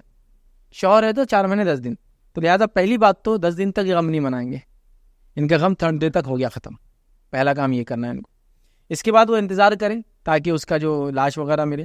ہر ملک کی اپنی کارروائی اور طور طریقے ہوتے ہیں. جیسے کہ اگر آپ سعودی میں کسی کا انتقال ہوا تو جو انسان مر گیا وہ اسٹیٹ پراپرٹی ہوتا ہے, انتقال کی صرف خبر آپ کو دینا پڑتی ہے, پھر محکمہ آتا ہے, محکمہ آ کے لاش لے جاتا ہے. آپ خود سے کچھ نہیں کر سکتے, یاد رکھیے, وہاں چاہے آپ ایکسپرٹ ہو چاہے وہاں کے ریسیڈنس, پھر محکمہ لے کے جاتا ہے, آپ کو بتا دیا جاتا ہے کہاں لے جائے گا. پھر آپ اپنی گاڑیوں سے لوگ وہاں پہنچتے ہیں, نہلایا اور کفنایا جاتا ہے. نہلانے کفنانے کے بعد وہ بتا دیتے کہاں دفنانے والے ان کو, آپ وہاں پہنچ جائیں, تو آپ وہاں پہنچ جائیں. پھر وہ آپ کے سامنے لاتے ہیں, وہاں نماز جنازہ ہوتی ہے, اس کا تدفین ہو جاتی ہے, آپ کو باڈی نہیں ملتی چونکہ state property body. Same rule جو ہے یورپ کے بہت سارے کنٹریز میں. میرا UK جانا ہوا تھا, وہاں بھی ایک صاحب کا انتقال ہوا تھا, تو ان کو 2 days کے بعد باڈی ملی تھی.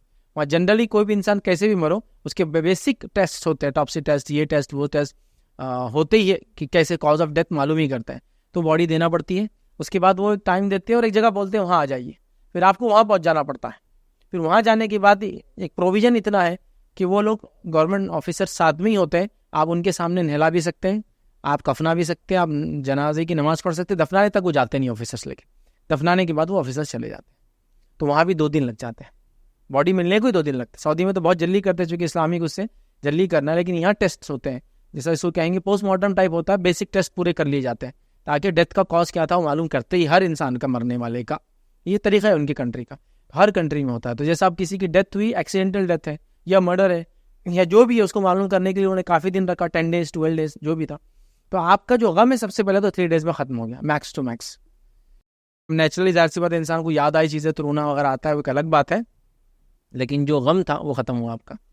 اس کے بعد آپ انتظار کریں گے, اس کے بعد تدفین وغیرہ جب بھی ہوں گی تو وہاں جو لوگ جنازے کی نماز پڑھ لیں وہ آپ کے لیے بھی کافی ہو جائیں گا انشاءاللہ. اس کے لیے ضروری نہیں ہے کہ یہاں بھی پڑھی جائے, چونکہ غائبانہ جنازے کی نماز کے تعلق سے یاد رکھیے علماء لکھتے ہیں 2 شکلوں میں ہی پڑھی جا سکتی ہے. پہلی شکل, آپ کو پتہ ہے کنفرم کسی نے اس کی نماز جنازہ نہیں پڑھی تو آپ پڑھ سکتے ہیں, جو کہ صحیح بخاری کی روایت میں نبی اکرم صلی اللہ علیہ وسلم رات کے وقت اٹھے، صحابہ سے کہا چلو نماز جنازہ پڑھیں گے ہم، تمہارے بھائی نجاشی کا انتقال ہو گیا ہے، اور مجھے جبرائیل نے ابھی بتایا کہ انہوں نے ایمان قبول کر لیا تھا لیکن کسی کو بتایا نہیں، اور آپ نے نماز جنازہ پڑھائی۔ تو یہاں صحابہ نے اور اللہ کے رسول اور صحابہ نے ان کی غائبانہ پڑھی، ٹھیک ہے، تو ایک شکل ہو گئی جب کسی نے نہیں پڑھی۔ دوسرا، آپ غائبانہ نماز جنازہ تب بھی پڑھ سکتے ہیں جب مرنے والی شخصیت بہت کچھ خاص ہو، لیکن اس میں اختلاف ہے علماء کا، کسی نے کہا کسی نے کہا نہ۔ پہلے اس میں تو کسی کا اختلاف نہیں، جس کی نہیں ہوئی اس کی پڑھنا ہے۔ دوسرے اس میں اختلاف ہے، کچھ نے کہا کہ پڑھی جائیں گی، کون؟ خاص شخصیت، ایسے لوگ جنہوں نے اسلام کے لیے اور مسلمانوں کے لیے بہت کچھ کیا ہے، آپ چاہے تو پڑھ سکتے ہیں، اس میں علماء آ سکتے ہیں، اکنامسٹ آ سکتے ہیں، بڑے بڑے لوگ جنہوں نے امت کی خیر خواہی کے لیے، امت کے لیے کچھ کیا، آپ ان کی پڑھ سکتے ہیں، عام لوگوں کی نہیں کہا انہوں نے۔ تو بہرحال یہ نہیں ہوں گی، تو لہٰذا وہ غائبانہ نہ پڑھے اگر وہاں نماز جنازہ ہو رہی ہے، اگر وہاں نہیں پڑھ رہے کوئی تو پھر یہاں غائبانہ وہ پڑھ سکتے ہیں۔ رہا یہ کہ سوال آیا کہ نماز جنازہ جو عورتیں نہیں پڑھتی میں کیا نصیحت کروں گا، تو میں تو کچھ بھی نصیحت نہیں کروں گا۔ جو عورتیں فرض نمازی با جماعت نہیں پڑھتی ان کو کیا نماز جنازہ، کیا باقی چیزیں تو سب اس کا سیکنڈری ہے نا۔ تو بہرحال نصیحت تو یہ کریں گے کہ جہاں جہاں نماز پڑھ سکتے ہیں وہ نماز پڑھنے کی بارے میں کوشش کرے۔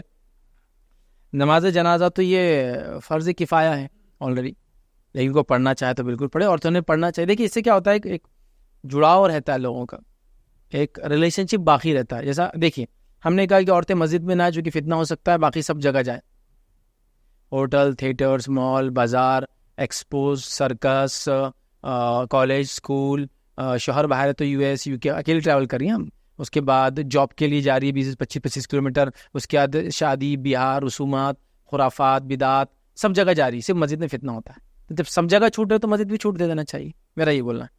تو بہرحال ویسے ہی مسئلہ ہے، جڑاؤ رہتا ہے کہ اس سے ایک تعلقات رہتے ہیں اور کیا ہے۔ لیکن بہرحال جس امت میں نہ فرض کے لیے جانا ہے نہ جمعہ کے لیے جانا ہے، عیدین میں تو عیدین میں تاکید ہے، تاکید تو لوگ نہیں جاتے، تو باقی عیدین میں کیا تاکید ہے؟ نبی اکرم صلی اللہ علیہ وسلم فرمایا تم میں سے ہر خاتون عیدگاہ میں نماز کے لیے جائیں۔ تو عورتوں نے کہا اللہ کے رسول ہم میں سے کچھ لوگ ہوتے عورتیں ہوتی جو نماز نہیں پڑھ سکتی ہے، تو کہا حائضہ ہوتی ہے، تو کہا حائضہ بھی جائے، اور وہ جا کر وہاں بیٹھے تاکہ مسلمانوں کی دعاؤں میں شامل ہے۔ سبحان اللہ، کتنی بڑی بات ہے، تاکید ہے یہ تو سیدھا۔ اب اس کو کوئی نہیں کر رہا تو نماز جنازہ تو سیکنڈری چیز ہے، اس کو تو ایک آدمی پڑھ لے سب کی طرف سے ہو جاتی ہے، ٹھیک ہے۔ تو یہ بھی سمجھنے کی بہرحال ہم کو ضرورت ہے، تو لہٰذا چیزوں کو اگر بیلنس میں ملے تو یہ بھی اچھا ہے۔ دوسرا اس میں ایک اور چیز کر دوں گا، لوگ کچھ چیزوں کو بہت زیادہ اوور ایگزیجریٹ کرتے ہیں، جیسا کہ نماز جنازہ اگر وہاں ہو بھی گئی تو ہم یہاں بھی پڑھیں گے، اوور ایگزیجریشن ہے۔ اسی طرح کچھ لوگوں کا رہتا ہے کہ کچھ جگہ میں جاؤں گا میں جاؤں گی، یا تھا کہ جیسا کہ ہم جمعہ جا کر ہی پڑھیں گے، مسجد میں انتقال ہوا تو ہم فلائیں، کچھ چیزیں اتنی اوور ایگزیجریٹ کرنے کی ضرورت دیتی، وہ نارمل چیز ہے۔ ہاں کچھ جگہ بتانے کے لیے آپ کر سکتے ہیں کہ یہ بھی جائز ہے عورتوں اور مردوں، لیکن اوور ایگزیجریٹ کرنا چیزوں کو اتنا زیادہ کہ وہ اس کی وجہ سے دوسرے مسائل کھڑے ہو جاتے ہیں، وہ نہیں ہونا چاہیے کبھی بھی۔ اس چیز کا بھی انسان خیال رکھے، جیسا کہ ایک عورت کے بولنا کہ جمعہ کی نماز پڑھ سکتے ہیں، آپ کی شوہر بیمار ہے، گھر میں ساس بیمار ہے، سسر بیمار ہے، نہیں جمعہ جانا ہے، تو کیا کرتے چیزوں کو اوور ایگزیجریٹ کرنا شروع کر دیتے۔ یہ بھی بہت بڑا مسئلہ ہے ہمارے پاس، ایک وہ طبقہ جو کچھ نہیں کر رہا اور ایک طبقہ اتنا ضد کی کیا ہوتا ہے، کچھ چیزیں ایسی نظر آتی کہ اس کے بغیر دین ہی نہیں ایسا لگتا ہے، اور اس سے بھی ناراضگیاں ہوتی تھیں۔ چیزوں کو اگر لمٹ میں رکھیں انشاءاللہ تو میں سمجھتا ہوں ساری چیزوں کا مسئلے کا حل نکل جائیں۔ جیسا کہ نماز جنازہ ہے، نبی اکرم صلی اللہ علیہ وسلم کے زمانے میں کئی صحابہ کا انتقال ہوا، آپ نے ہر کسی کی نماز جنازہ نہیں پڑھی، اتنا ہی سمپل ہے۔ ہر صحابی نے ہر صحابی کی نماز جنازہ نہیں پڑھی، ہر صحابی نے اللہ کے رسول صلی اللہ علیہ وسلم کی نماز جنازہ نہیں پڑھی۔ اتنا اوور ایگزیجریٹ نماز جنازہ میں جانا ہے، 50 گھنٹے کا سفر کر کے، 5 گھنٹے پیدل چل کے، 3 گھنٹے تیراکی کر کے، 2 گھنٹے پیٹھ پہ ایک آدمی کو لے کے میں نماز جنازہ میں جاؤں، ضرورت ہی نہیں۔ کیوں اتنے اور ایگزیجریٹ کر دیا آپ نے؟ نبی اکرم صلی اللہ علیہ وسلم زمانہ ہے، صحابہ کے نکاح پہ نکاح ہوتے چلا جا رہا، آپ کسی کے نکاح میں نہیں ہے، کوئی نکاح میں آپ شامل نہیں ہے۔ بتائیے کسی کے نکاح میں اللہ کے رسول کو نکاح بلایا اور آپ نکاح کی تقریب میں گئے، ولی میں دعوت وغیرہ ہو جاتی تو آپ چلے جاتے، کبھی تاکید کرتے، کبھی لوگ دعوت دے کے بلاتے۔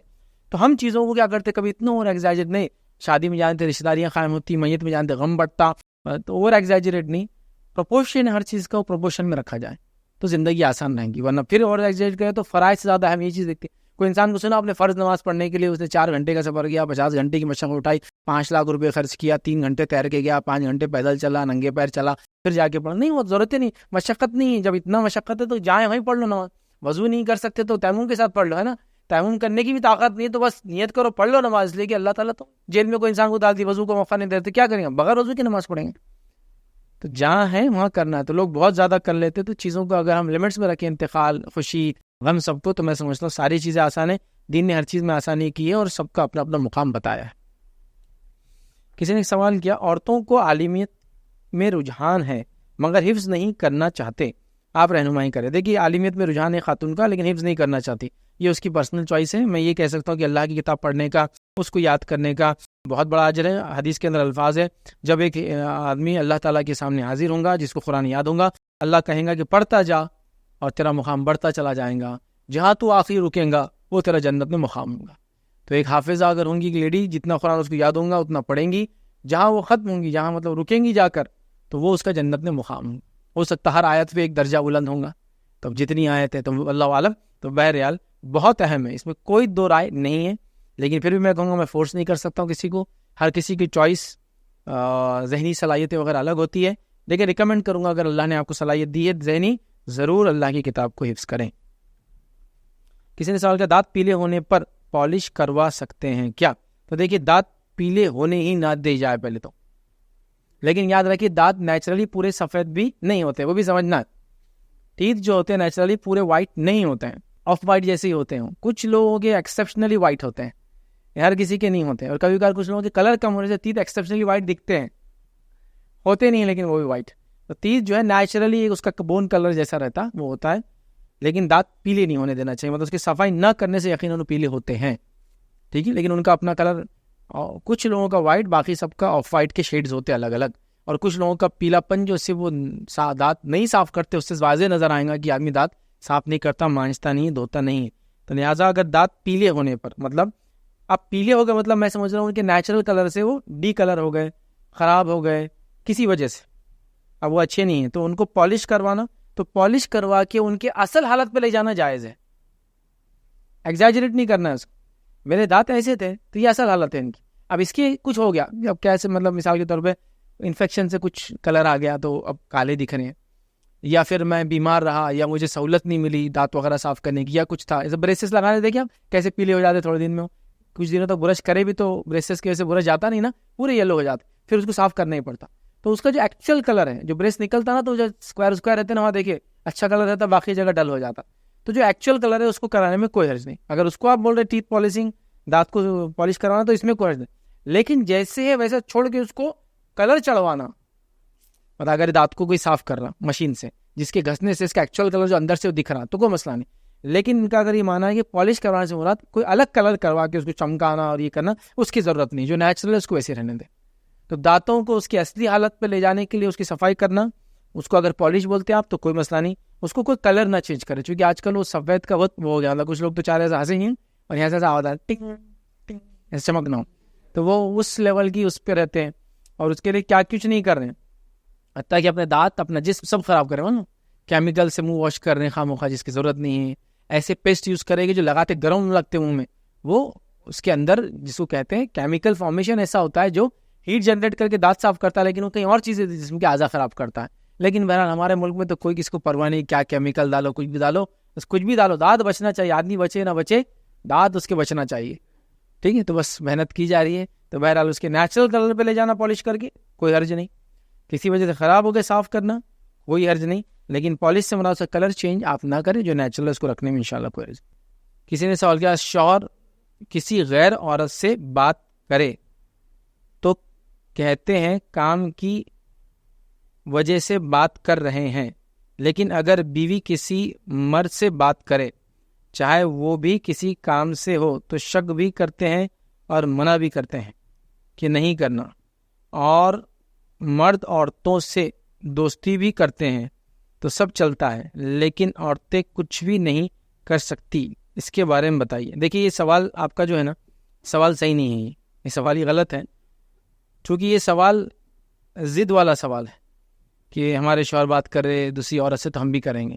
تو سوال صحیح نہیں ہے, اسی کئی وجوہات ہے سوال کی صحیح نہیں ہونے کی.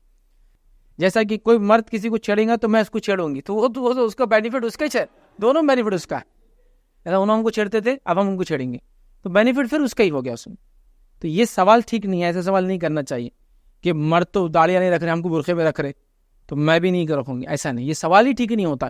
مطلب ایک گناہ پہ آپ دوسرے گناہ کی اجازت مانگی, یہ سوال ٹھیک نہیں ہے. اسے ضد پیدا ہوتی ذہن کے اندر, ٹھیک ہے. اب ہم کیسا سوچیں گے شوہر غیر عورت سے بات کر رہا ہے, اب دیکھیے آپ کے نزدیک غیر عورت ہے وہ, اس نے کیا اس کا رشتہ ہے مجھے نہیں معلوم, آپ معلومات لے. یہ بہت بیسک چیزیں ہیں بھائی. آپ بول رہے غیر عورت ہے, وہ آگے شوہر سے پوچھے وہ کون سی عورت ہے, دوسری ہے تیسری ہے, ہو سکتا ہے غیر عورت ہو ہی نہ ہو, وہ میں اس بحث میں نہیں جا رہا ہوں. لیکن اگر شوہر غیر عورت سے بات کر رہا ہے اور یہ کہہ رہا ہے کہ وہ کام کے لیے بات کر رہا ہے, تو وہ کام کے لیے بات کر رہا ہے. فنش. آپ آگے مت بڑھیے, چونکہ اگر آپ بول رہے شوہر شک کر کے آپ پہ وہ کرتے تو آپ بھی تو شک کر کے پھر بول رہے غیر عورت سے بات نہیں کرنا. سمپل ہے. جیسا مجھے کال آیا, اب میں کسی غیر عورت سے بات کر رہا ہوں, میں بھی بول رہی آپ بات نہیں کر رہا ہوں, میں اس سے مسائل پوچھ رہی بیچاری میرے سے خاتون, اب اس کو جواب دینا پڑے گا. اگر وہ اس پہ شک کر رہی ہے مطلب وہ مجھ پہ شک کر رہی, پھر آپ نے آگے کہا وہ ہم پہ شک کرتے جب ہم بات کرتے ہیں, تو آپ بھی تو پہلے شک کر رہے ہیں نا ان پہ, کیوں بات کر رہے بلکہ غیر عورت سے. جب اس نے کہہ دیا کام ہے تو آپ اس کو کام کی حد تک ہی رکھیں, کافی ہو گیا. آپ خامخواہ ڈاؤٹس میں نہ جائیں, چیزوں کو پلین رکھیں, اچھا آسان ہے. اب اگر ہم کسی سے بات کریں تو ہم پر شک کرتے اور منع کرتے ہیں, آپ کو اگر وہ منع کرتے تو آپ کو رکنا پڑے گا, چونکہ آپ ان کے نکاح میں ہیں. ٹٹ فار ٹیٹ والا اصول یہاں نہیں لگیں گا, میں وہ کریں گے تو میں جیسا کہ میرا شوہر جا کے کسی کو تھپڑ ماریں گا تو میں بھی جا کے کوئی تھپڑ مار کے آؤں گی, نہیں ہو سکتا نا, یہ اس میں جواب نہیں ہو سکتا نا دو, ٹھیک ہے. تو یہ درست نہیں ہوگا, یاد رکھیں. جیسے کہ میرا شوہر جا کے فلاں عورت سے بات کرتا تو میں جا کے فلاں مرد سے بات کروں گی, نہیں ہو سکتا ہے درست, ٹھیک ہے. اس کو سمجھنے کی ضرورت ہے. اس کے ساتھ ساتھ جیسے انہوں نے کہا اور مرد عورتوں سے دوستی بھی کرتے ہیں اور یہ چلتا ہے, لیکن عورتیں کچھ نہیں کر سکتی. دیکھیے مرد عورت سے دوستی کر رہا ہے, اس کے پیچھے کئی ریزنس ہو سکتے ہیں. سب سے پہلی چیز تو یہ یاد رکھیے, مرد اگر میرڈ بھی ہے تو اس کو آپ کے ساتھ ساتھ نکاح کے دوسرے سے نکاح کرنے کی ابھی بھی اجازت ہے. ایٹ دا سیم ٹائم آپ کسی کے نکاح میں تو اس کے بعد تو آپ یہ سوال بھی نہیں کر سکتے, سوچ بھی نہیں سکتے اس کے بارے میں. تو اگر یہ کوئی چیز کر رہا ہے تو اس کا بینیفٹ آف ڈاؤٹ ہے آپ کے پاس کہ سیکنڈ میرج کے لیے کراؤں گا فلاں, اسی وجہ سے آپ ڈر رہے ہیں اور زیادہ ایسا کیسا کر لے رہے ہیں, بات شادی تو نہیں کرتے. لیکن ایٹ دا سیم ٹائم آپ سوال کرے عورت کرے تو کچھ نہیں, عورت نہیں کر سکتی نا, کیونکہ ایک ٹائم میں عورت ایک ہی شوہر کے نکاح میں رہ سکتی, اور جب تک کسی کے نکاح میں دوسرے کا سوچ بھی نہیں سکتی, معلوم سوچ بھی نہیں سکتی نا. کوئی عورت یہ نہیں سوچ سکتی کہ یار اس سے اچھا مل گیا نا, اس کو نکاح سے نکالتی, میں طلاق دیتی, خلا لیتی اور ادھر چل جاتی. نہیں کر سکتی ہو. جب اس سے نکاح ختم ہوگا, عدت گزاریں گی تو کسی اور کے پاس پھر رشتہ جا سکتا, تو اس کو تو چانس ہی نہیں. لیکن مرد کو کسی بیوی کے نکاح میں ہوتے ہوئے بھی اس کو دوسرے تیسرے چوتھے نکاح کی اجازت ہے. تو اگر وہ ایسا سوچ کے کچھ کر رہا ہے تو اس کا ایک جواز موجود ہے. عورت کا کچھ بھی کرنا مکمل حرام ہو جائے گا, کہ ہمارے شوہر بات کرتے ہیں عورت سے تو ہم بھی بات کریں گے مردوں سے, آپ مکمل حرام کام کریں. اسی وجہ سے میں نے کہا کہ یہ سوال صحیح نہیں ہے, کہ سمجھے نا, مجھے کسی نے چھڑا میں اس کو چھیڑوں گی, دونوں بینیفٹ اسی کا ہونے والا ہے. تو یہاں یہ طریقہ یا یہ چیز صحیح نہیں ہے. لہٰذا آپ کا یہ کہنا کہ وہ عورت سے کرے تو چلتا ہے, مرد کے بارے نہیں, ایسا مت کیجیے. یہ سوچ صحیح نہیں, یاد رکھیے, یہ سوچ بہت زیادہ نقصان دیں گی. آپ اپنے شوہر کو سمجھائیے, منائیے, بجھائیے, لیکن حدود کو کراس کرنے کی کوشش مت کیجیے. اللہ اس سے اس کے عمل کے بارے میں پوچھیں گے, آپ سے آپ کے عمل کے بارے میں پوچھیں گے. ہو سکتا ہے وہ اس نیت سے بچ جائے کہ اللہ میرا دوسرا نکاح کا پلان تھا یا میں یہ کر رہا تھا, وہ بچ جائے, اس کو چانس بھی ہے.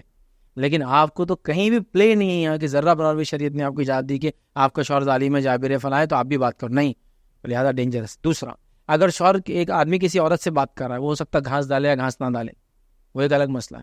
یہ بات تو طے, ایک عورت کسی مرد سے بات کرے تو ہر مرد نے گھاس ڈالنا ہی ہے اس کو.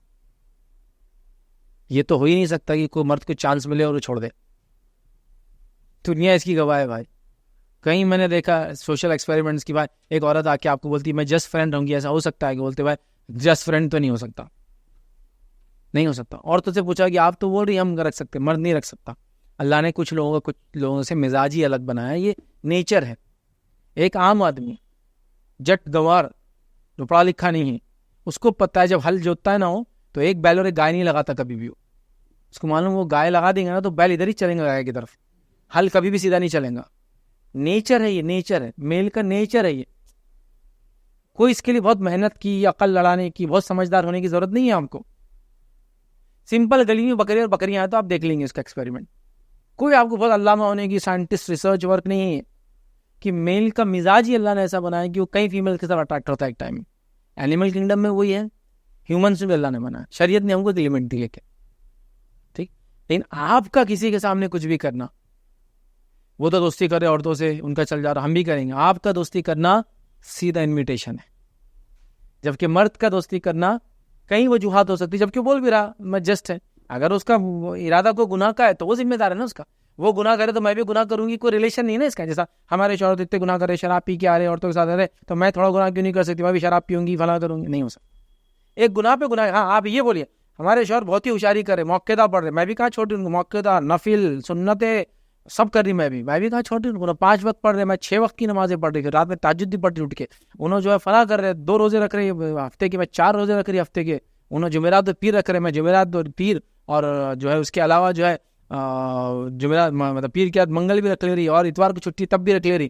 آپ یہ اضافہ کر سکتے, یہ آپ کے لیے. میرے شوہر بہت صدقہ خیرات کر رہے, میں بھی کہاں چھوڑ رہی, میں بھی ابا سے لے کے آ کے صدقہ خیرات کر رہی, بہت ان کا بھی کر رہی, ابا سے بھی لا رہی, بچوں کو بول رہی کما کے لا کے تو امی کو بھی کرنا ہے.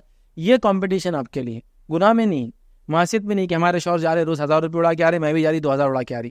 یہ نہیں کسی, چونکہ آپ کا یہ سوال نیگیٹیوزم کی طرف جا رہا ہے, میں نہیں کہہ رہا آپ نے نیگیٹو تھاٹ سے رکھا, ہوتا ہے انسان ہے, تو یہ مت کیجیے. چونکہ گناہ پہ گناہ کی بات نہیں کی جائیں گی. ہاں نیکی میں آپ بولے تو میں بولوں گا ترغیب ہے, آگے بڑھے.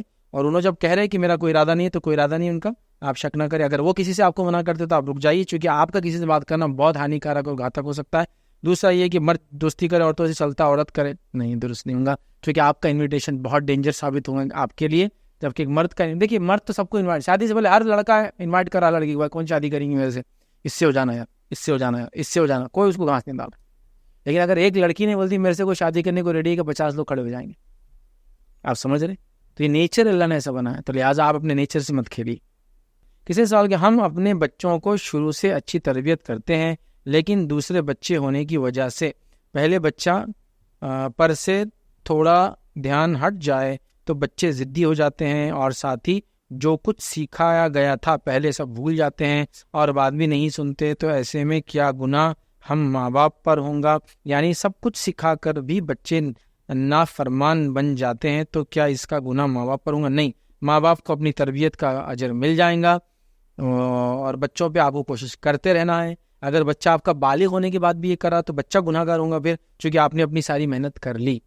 نوح علیہ السلام نے اپنے بچے کو دعوت دی, وہ بچہ پھر بھی ایمان نہیں لایا, تو کیا نوح علیہ السلام گناہ گار ہے اس میں؟ نہیں. ہاں نوح علیہ السلام کی بیوی گناہ گار ہے, چونکہ وہ بھی کافرہ تھی, نوح علیہ السلام نہیں ہے, چونکہ انہوں نے اپنا محنت کی, بلایا, دعوت دی, سب کچھ کیا, بولا بھی بیٹا کچھ نہیں بچے گا, پھر بھی سنا نہیں, اور سامنے جھاڑ پہ چلا اور وہیں غرق ہو گیا, ڈوب کر مر گیا. ٹھیک ہے, تو لہٰذا یہاں آپ کی کوشش دیکھی جائیں گی, تو آپ حکمت کے ساتھ اچھی کوشش سے کام کرتے رہیے. اس کے باوجود بھی بچے کو بگڑ جائے تو اللہ تعالیٰ آپ کی نیت اور کوششوں کو دیکھیں گا, اس کے ریزلٹس کو نہیں دیکھیں گے. یاد رکھیے, اگر کوشش کا رزلٹ اچھا آ گیا سونے پہ سہاگا, کوشش کے بعد رزلٹ اچھا نہیں آیا, آپ نے اپنا کام کیا ماں باپ ہونے کے ناطے, اللہ تعالیٰ آپ کو اپنی محنت کا ریوارڈ دیں گا.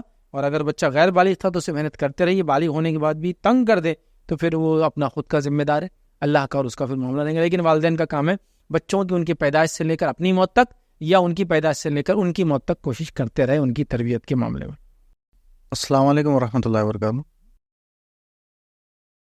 اور میرا سوال مسلک کے تعلق سے تھا, جبکہ قرآن میں اللہ تعالیٰ نے کئی فرمایا نہیں کہ یہ مسلک فلاں مسلک, جبکہ قرآن اور حدیث کو ماننے والے کو مسلمان کہا گیا. تو کچھ لوگ قرآن اور حدیث پہ چلنے کے بعد بھی اپنے آپ کو فرقہ کوٹ کرتے ہیں کہ میں فرقے سے بلانگ کرتا ہوں. کیوں نہ اپنے آپ کو مسلم بولتے, جبکہ یہ ویلڈ ورڈ ہے اور یہی بولنا چاہیے. اپنے آپ کو ریفر کرتے کہ میں اس سے یہ فرقے سے ہو, تب کہ وہ قرآن اور حدیث کو مانتے ہیں, نہ کہ کوئی بدعت و شرک کرتے. تو یہ کیسا ہے اپنے آپ کو کوئی فرقہ کوٹ کرنا, ریفر کرنا؟ بھائی سوال کیا کہ قرآن میں تو کہیں مسلک نہیں ہے, لوگوں نے پھر بھی مسلک بنا دی, اور پھر لوگ اپنے آپ کو نام دیتے ہیں. حتیٰ کہ وہ لوگ جو قرآن و سنت پہ ہوتے ہیں وہ بھی اپنے آپ کو فرقہ کہتے ہیں اور اپنے آپ کو ایک نام دیتے ہیں. بھائی کا کہنا تو یہ تھا کہ جب کہ مسلمان ایک اچھا نام مسلمان کہہ دے تو انشاءاللہ اس کافی ہو جائے گا. تو مسلمان ہونے کے ساتھ ساتھ کوئی اور نام یا مسلک کا نام دینا اپنے آپ کو کیسا ہے؟ پہلی چیز, اگر کوئی آدمی کسی مسلک کو مانتا ہے تو مسلک کو ماننے میں کوئی قباحت, کوئی برائی نہیں ہے, جب تک کہ اس کا بولنا یہ ہے کہ جو اللہ کی کتاب اس کے رسول کی سنت میں باتیں واضح نہیں ہوتی, اور صحابہ کی زندگیوں میں ان باتوں کو کسی ایک امام کے ذریعے سمجھنے کی کوشش کرتا ہوں اور اس کو صحیح مانتا ہوں, تو ایسا مسلک کو ماننے میں کوئی حرج نہیں ہے. جس بنیاد پہ آپ حنفی, شافعی, مالکی, حنبلی اور اس کے علاوہ اور بھی نام ہے تو آپ کہلا سکتے ہیں, تو اس میں کوئی حرج نہیں, اس میں کوئی برائی نہیں. کوئی یہ نہ سمجھے کہ کوئی بول رہا حنفیت اس کا مطلب یہ تو گیا جہنم میں, ایسا بالکل مانا نہیں. مانا یہ ہے کہ قرآن سنت اور صحابہ کے فہم میں جب یہ بات نہیں ملتی تو کسی مسئلے کو ڈرائیو کرنے کے لیے میں ایک مسلک کو مانتا ہوں, تو اس میں کوئی حرج نہیں. تو ایسا کوئی کوٹ کر رہا ہے جس میں کوئی مسلک کے نام پہ تعصب نہیں ہے, جھگڑا نہیں ہے, وغیرہ نہیں ہے, تو بولنے میں بھی کوئی حرج نہیں, نام رکھنے میں بھی کوئی حرج نہیں. تو یہ مسلک ایک الگ چیز ہوا. رہا دوسرا نام کی جو فرقے ہوں گے اسلام میں, تو کچھ لوگ قرآن سنت کو ماننے کا بولتے ہیں لیکن وہ بھی اپنے آپ کو فرقہ بولتے ہیں, یا کوئی دوسرا نام دیتے ہیں مسلمان سے ہٹ کر. وہ کیسا ہے؟ تو دیکھیے, مسلمان سے ہٹ کر کوئی اور نام رکھنا اپنے آپ کو، اس نام کے رکھنے میں کوئی حرج نہیں، یاد رکھے، جب تک کہ وہ نام مسلم کو ریپلیس نہیں کرتا. جیسا مثال کے طور پر ایک آدمی ہے، جیسا میں ایگزامپل دیتا ہوں، لائیو ایگزامپل دیتا ہوں. سمجھ لیجئے آپ کے گھر میں آپ کی بہن کو رشتہ آیا، ٹھیک ہے، اب رشتہ آ گیا، آپ رشتے کو دیکھ رہے ہیں کہ ہاں رشتہ آ گیا. کس کا رشتہ آیا؟ بھائی فلاں صاحب کا، عبداللہ صاحب کا رشتہ آ گیا اپنی بہن کو، ٹھیک ہے، عبداللہ صاحب. تو آپ کیا کریں گے؟ عبداللہ صاحب کون ہے؟ کوئی بولے گا تھپڑ مار کے، نام عبداللہ ہے تو مسلمان نہیں ہوں گے نا. پھر بھی آپ کیا پوچھتے ہیں کون سا مسلمان؟ کریں گے نہیں کریں گے پریکٹیکلی؟ ہاں وہ جماعت اسلامی سے جڑے ہوئے تھوڑے تھوڑے، ہاں وہ تبلیغ میں جاتے وہ لوگ، ہاں وہ اہل سنت والجماعت سے جڑے ہوئے، ہاں وہ اہل حدیث ہیں، ہاں وہ وحدت اسلامی سے ہیں، ہاں وہ سلفی ہے، یا جو بھی انصار السنہ ہے، اور کئی نام مسلمانوں کی دنیا میں الگ الگ جگہ آبادیاں الگ الگ جماعتیں کام کرتی ہیں، تو یہ نام تو آئیں گا نا. تو کہیں نہ کہیں بہن کے رشتے میں آپ وہاں تک اترتے یہ معلوم کرنے کے لیے کہ مسلمان تو سب ہے، مسلمانوں میں کون سی آئیڈیالوجی کو فالو کرتا ہے. تو اگر کوئی انسان مسلمان تو ہے لیکن اس کے علاوہ اپنے آپ کو بتانے کی میری آئیڈیالوجی وہ نہیں ہے جو دوسرے فالو کرتے، اپنے آپ کو الگ کرے، تو یہ جائز ہے. جیسے کہ صحابہ کا فرقوں کی وجود میں آنے کی وجہ سے اپنے آپ کو اہل سنت والجماعت کہنا، تو مسلمان تو نام تھا ہی ان کا، وہ کیوں اہل سنت والجماعت کہا؟ چونکہ قدریہ فرقہ بھی مسلمان کہہ رہا ہے، جبریہ بھی مسلمان کہہ رہا ہے، دیگر فرقوں نے مسلمان کہا، تو ان سے ڈیفرینشیٹ کرنے اہل سنت والجماعت. شیعہ بھی فرقہ ہے، سنی بھی ہے، تو شیعوں کے مقابلے ہم سنی کیوں بولتے ہیں؟ اپنا مسلم کیوں نہیں بولتے؟ شیعہ بھی مسلم بولتے ہیں، سنی مسلم بولتے ہیں، اپنے آپ کو سنی اس لیے بولتے ہیں کہ مطلب ہم لوگ سنت کو فالو کرنے والے مسلمان، ٹھیک ہے، یہ فرق کرنے کے لیے. تو ظاہر سی بات ہے یہ ذیلی نام ہوا نہیں ہوا، سب کیٹاگرائزیشن ہوا نہیں ہوا، لیکن یہ مین کیٹیگری کو بلانگ کرتا ہے، مسلمان سے ہٹ کر نہیں ہے، وہ مسلمان ہی ہے اور مسلمان کے ساتھ ہی ہے. حدیث میں الفاظ کیا ہے کہ میری امت میں کتنے فرقے ہوں گے؟ 73 میں سے کتنے فرقے جہنم میں جائیں گے؟ 72. لیکن وہ ایک جو ہے اس کو بھی کیا کہا گیا؟ 73 فرقے میں سے ایک فرقہ جنت میں جانے والا، تو وہ بھی اپنے آپ میں کیا ہے؟ ایک فرقہ ہے. تو وہ ایکچولی فرقہ نہیں، وہ تو ایکچولی مسلم ہے، لیکن چونکہ امت بڑھ جائیں گی فرقوں میں تو وہ بھی اپنے آپ کو ایک نام دیں گے، اس نام کے سے وہ بھی فرقہ کہلائیں گے، وہ بھی مسلمان سے ہٹ کے نہیں ہے. چونکہ یہ 73 لوگ کیا بولیں گے اپنے آپ کو؟ سب مسلمان بولیں گے. تو وہ 73واں فرقہ جو جنت میں جانے والا ہے، ایک 72 کو چھوڑ کر، وہ بھی تو کوئی نام دے رہا، اور اس کو بھی اللہ کے رسول کیا فرمایا 73 فرقے، وہ بھی ایک فرقہ ہے. تو یہاں سمجھنے کی چیز ہے، تو وہ ذیل میں ہے، مسلم ہی ہے وہ. مسلمانوں میں کون؟ جیسا مثال کے طور پر کوئی کہے کہ ایک سٹیج پہ 4 لوگ بیٹھے ہوئے، میں بیٹھا ہوں، میرے بازو ایک صاحب بیٹھے ہوئے پیلی پگڑی باندھ کر، ان کے بازو ایک صاحب بیٹھے ہوئے جو کڑک والی ٹوپی پہن کے بیٹھے ہوئے، سفید والی کرتا پاجامہ، داڑھی ذرا بڑی والی، ادھر سے اچھے بنایا ہوا، مونچھوں کو بالکل صاف کیا ہوا. اس کے بازو ایک اور صاحب بیٹھے ہوئے جن کی ایک دم چھوٹی چپٹی باریک 2-4 دن والی داڑھی ہے، ٹوپی وغیرہ بھی ان کے آنکھ پہ نہیں ہے. تو آپ یہ سب مسلمان ہیں. آپ کیا بولتے؟ یہ جو پہلا آدمی بیٹھا ہے نا، یہ سیلفی اہل حدیث مسلمان بھی کرائی، کوٹ پینٹ وغیرہ سب چل رہا ہے، ان کا داڑھی بھی بڑی چھوٹی نہیں کرتے، پینٹ بھی اونچی دکھ رہی ہے. اس کی جو بازو بیٹھا نا ان کی پیلی پگڑی والا، وہ ہمارا سنی بھائی ہے، بریلی بھائی ہے. اس کے بازو جو بیٹھا ہوا نا وہ تبلیغی بھائی، اس کے بازو بیٹھا نا یا تو وحدت کا ہے، جماعت اسلامی کا، یہ تھوڑا ماڈرن لیبل مسلم ہے. تو آپ خود کیٹیگرائزیشن کرتے، اسی سے پہچانتے ایک دوسرے. تو ہم یہ کہہ رہے ہیں کہ اگر کوئی انسان اپنے آپ کو سارے لوگوں سے ڈیفرینشیٹ کرنے کی قرآن و سنت کو مانتا ہو، کسی زمین زمان علاقے میں ایک نام اپنے آپ کو دیتا ہے، تو وہ نام مسلمان ہونے کے خلاف نہیں ہے. وہ کبھی کبھار اس کی ضرورت بن جاتی ہے، جیسے کہ ایک شادی کا آیا بہن کو آپ کی، تو آپ پوچھیں گے مسلمان تو ہے، کون سا مسلمان؟ نیچرل ہے. کوئی ایک آدمی آپ کو راستے میں ملا ہوا ہے، ایک فلاں صاحب ہے، یہ کرے، ان سے بزنس کرنا ہے، تو آپ کیا بولتے ہیں؟ چلو مسلمان ہے تو بس جان قربان یار، اس کے لیے تو سب آدھا بزنس کا پارٹنر بن جاتے. آپ بولتے کون سی مسجد میں نماز پڑھتا ذرا دیکھو، کن کے ساتھ اٹھتا بیٹھتا دیکھو، کس سے افیلیشن ہے، تو کیا ہوں گا یار وہ ہو جائیں گا، وہاں جا کے میرے کو سر جھکانے لگائیں گا، میرے کو پسند نہیں. یا وہ میرے ساتھ بزنس کر لیں گا، بزنس میں 4 مہینے چلو بولیں گا، تو میرے کو 4 مہینے بزنس چھوڑنا نہیں ہے. ہاں ہوتا ہے نا، تھاٹ چلتی ہے آپ کی سبھی، یہ سب آپ ایسا کرتے پروسیس، میرے کو تو نہیں جانا 4 مہینے کہیں. تو پھر کیا کریں گے؟ تو آپ بھی کیا کرتے ہیں؟ سب کیٹیگری کیا ہے ڈھونڈتے ہیں. تو لہٰذا اگر کوئی نام دیا جا رہا ہے وہ اس وجہ سے دیا جا رہا ہے کہ اپنی شناخت کو بتائے، وہ کیا مانتا ہے اس کو بتائے. جس میں فرقہ واریت نہیں ہے، وہ اپنے آپ کو فرقہ نہیں بنا رہا ہے، وہ قرآن و سنت پہ ہے، لیکن قرآن و سنت کے ماننے کی وجہ سے اس کو ایک نام دیا جاتا ہے، ٹھیک ہے. تو وہ کرنے میں انشاءاللہ جیسے اس نام سے اپنے آپ کو پکارنے میں پھر کوئی حرج انشاءاللہ نہیں ہے. لیکن اگر وہ نام بھی کوئی فرقے کی وجہ سے لے رہا ہے، انانیت کی وجہ سے لے رہا ہے، اپنے آپ کو بڑا بتانے کے لیے رہا، اپنے آپ کو جنتی ثابت کرنے لے رہا، سب جہنمی ہے، پھر یہ تکبر کی علامت ہے، پھر وہ بھی ایک فرقہ بن جائیں گے الگ. پھر ان سے بچنے کو پھر ایک آدمی کو بنانا پڑے گا میں ان میں سے نہیں ہوں، جو کہ جنرلی ایسا ہو رہا ہے. تو بہرحال ہمیں اس معاملے میں یہ تو ملتا ہے کہ ایک ذیلی نام دیا جا سکتا ہے، وہ مسلمان ہی کہلائیں گے وہ آدمی. لیکن سارے لوگ مسلمان کہہ رہے تو اپنے آپ کو شناخت کے لیے کر رہا ہے, تو ایسا کرنے میں انشاءاللہ کوئی حرج نہیں. لیکن جو فرقہ ہے وہ تعصب کی بنیاد پہ بنتا ہے. فرقہ جو ہوتا ہے وہ انانیت اور اپنے آپ کو صرف جنتی سمجھتا ہے. فرقہ وہ ہوتا ہے کہ جو گمراہی پر ہے کہ قرآن و سنت کو چھوڑ کر اس کے علاوہ کام کر کے اپنے آپ کو حق پہ سمجھتا ہے, وہ فرقہ ہے. اور اصل وہ لوگ جو قرآن و سنت پہ چلتے ہیں ان کو بھی کوئی جماعت کا نام, کوئی مسلک کو نام, کوئی فرقے کو نام دینا پڑے تو بہرحال وہ دیا جا سکتا ہے. وہ مسلمان ہونے سے ہٹ کر نہیں. جیسا میں کوئی اسٹیج پہ جاؤں گا جنرلی دنیا کے تو اپنے آپ کو مسلمان ہی ریپرزینٹ کروں گا, لیکن جب میں مسلمانوں کو اسٹیج پہ جاؤں گا تو اپنے آپ کو ریپرزینٹ کروں گا کہ میں یہ آئیڈیالوجی سے نہیں, آئیڈیالوجی سے. تب میں اپنے آپ کو ڈفرینشیٹ کرتا ہوں, اور یہ نیچرل آپ بھی کرتے ہوں کہیں نہ کہیں. جیسے آپ سے کوئی پوچھ لے, ہاں بھائی تم تو بہت نان مسلم آپ سے بات کرا, تم کون ہے, تو آپ کیا بولیں گے اس کو, مسلمان. ایک مسلمان آپ سے پوچھیں گا کہ آپ کون سے مسلمان ہیں, تو کیا بولیں گے, ہم مسلمان. نہیں ہوتا نا, آپ کو بولنا ہی پڑتا ہے میں مسلمان ہوں جیسا آپ ہے, لیکن میں فلاں مسلک کو اور فلاں جماعت کو بلانگ کرتا ہوں, فلاں آئیڈیالوجی کو. تو وہ جو ڈفرینشیشن آپ کر رہے ہیں وہ فرقہ واریت نہیں ہے, وہ آپ کی پہچان ہے. فرقہ واریت جب ہوں گی جب آپ تعصب کے ساتھ کریں, اپنے آپ کو الگ کریں, دکھاوے کے لیے کریں, اپنے آپ کو جنتی سمجھ کے کریں کہ اس کے علاوہ سب جہنم میں جانے والے, صرف میں حق ہوں, تو پھر یہ درست نہیں ہوں گا. میں یہ کہوں گا ہمیشہ کہ میں قرآن و سنت اور صحابہ کے فہم پہ ہوں, اور میری اللہ سے دعا ہے کہ اللہ تعالیٰ مجھے جنتی لوگوں میں شمار کرے.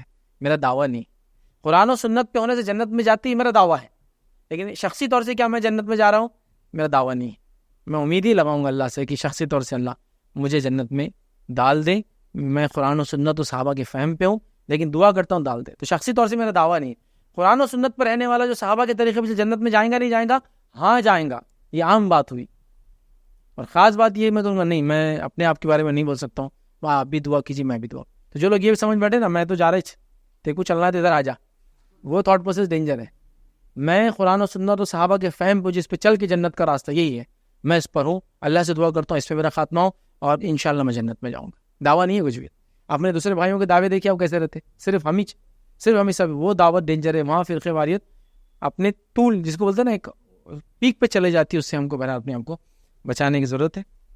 اسی پہ اپنی بات کو ہم ختم کریں گے. وآخر دعوانا الحمدللہ رب العالمین. سبحان ربک رب العزۃ عما یصفون وسلام علی المرسلین والحمدللہ رب العالمین.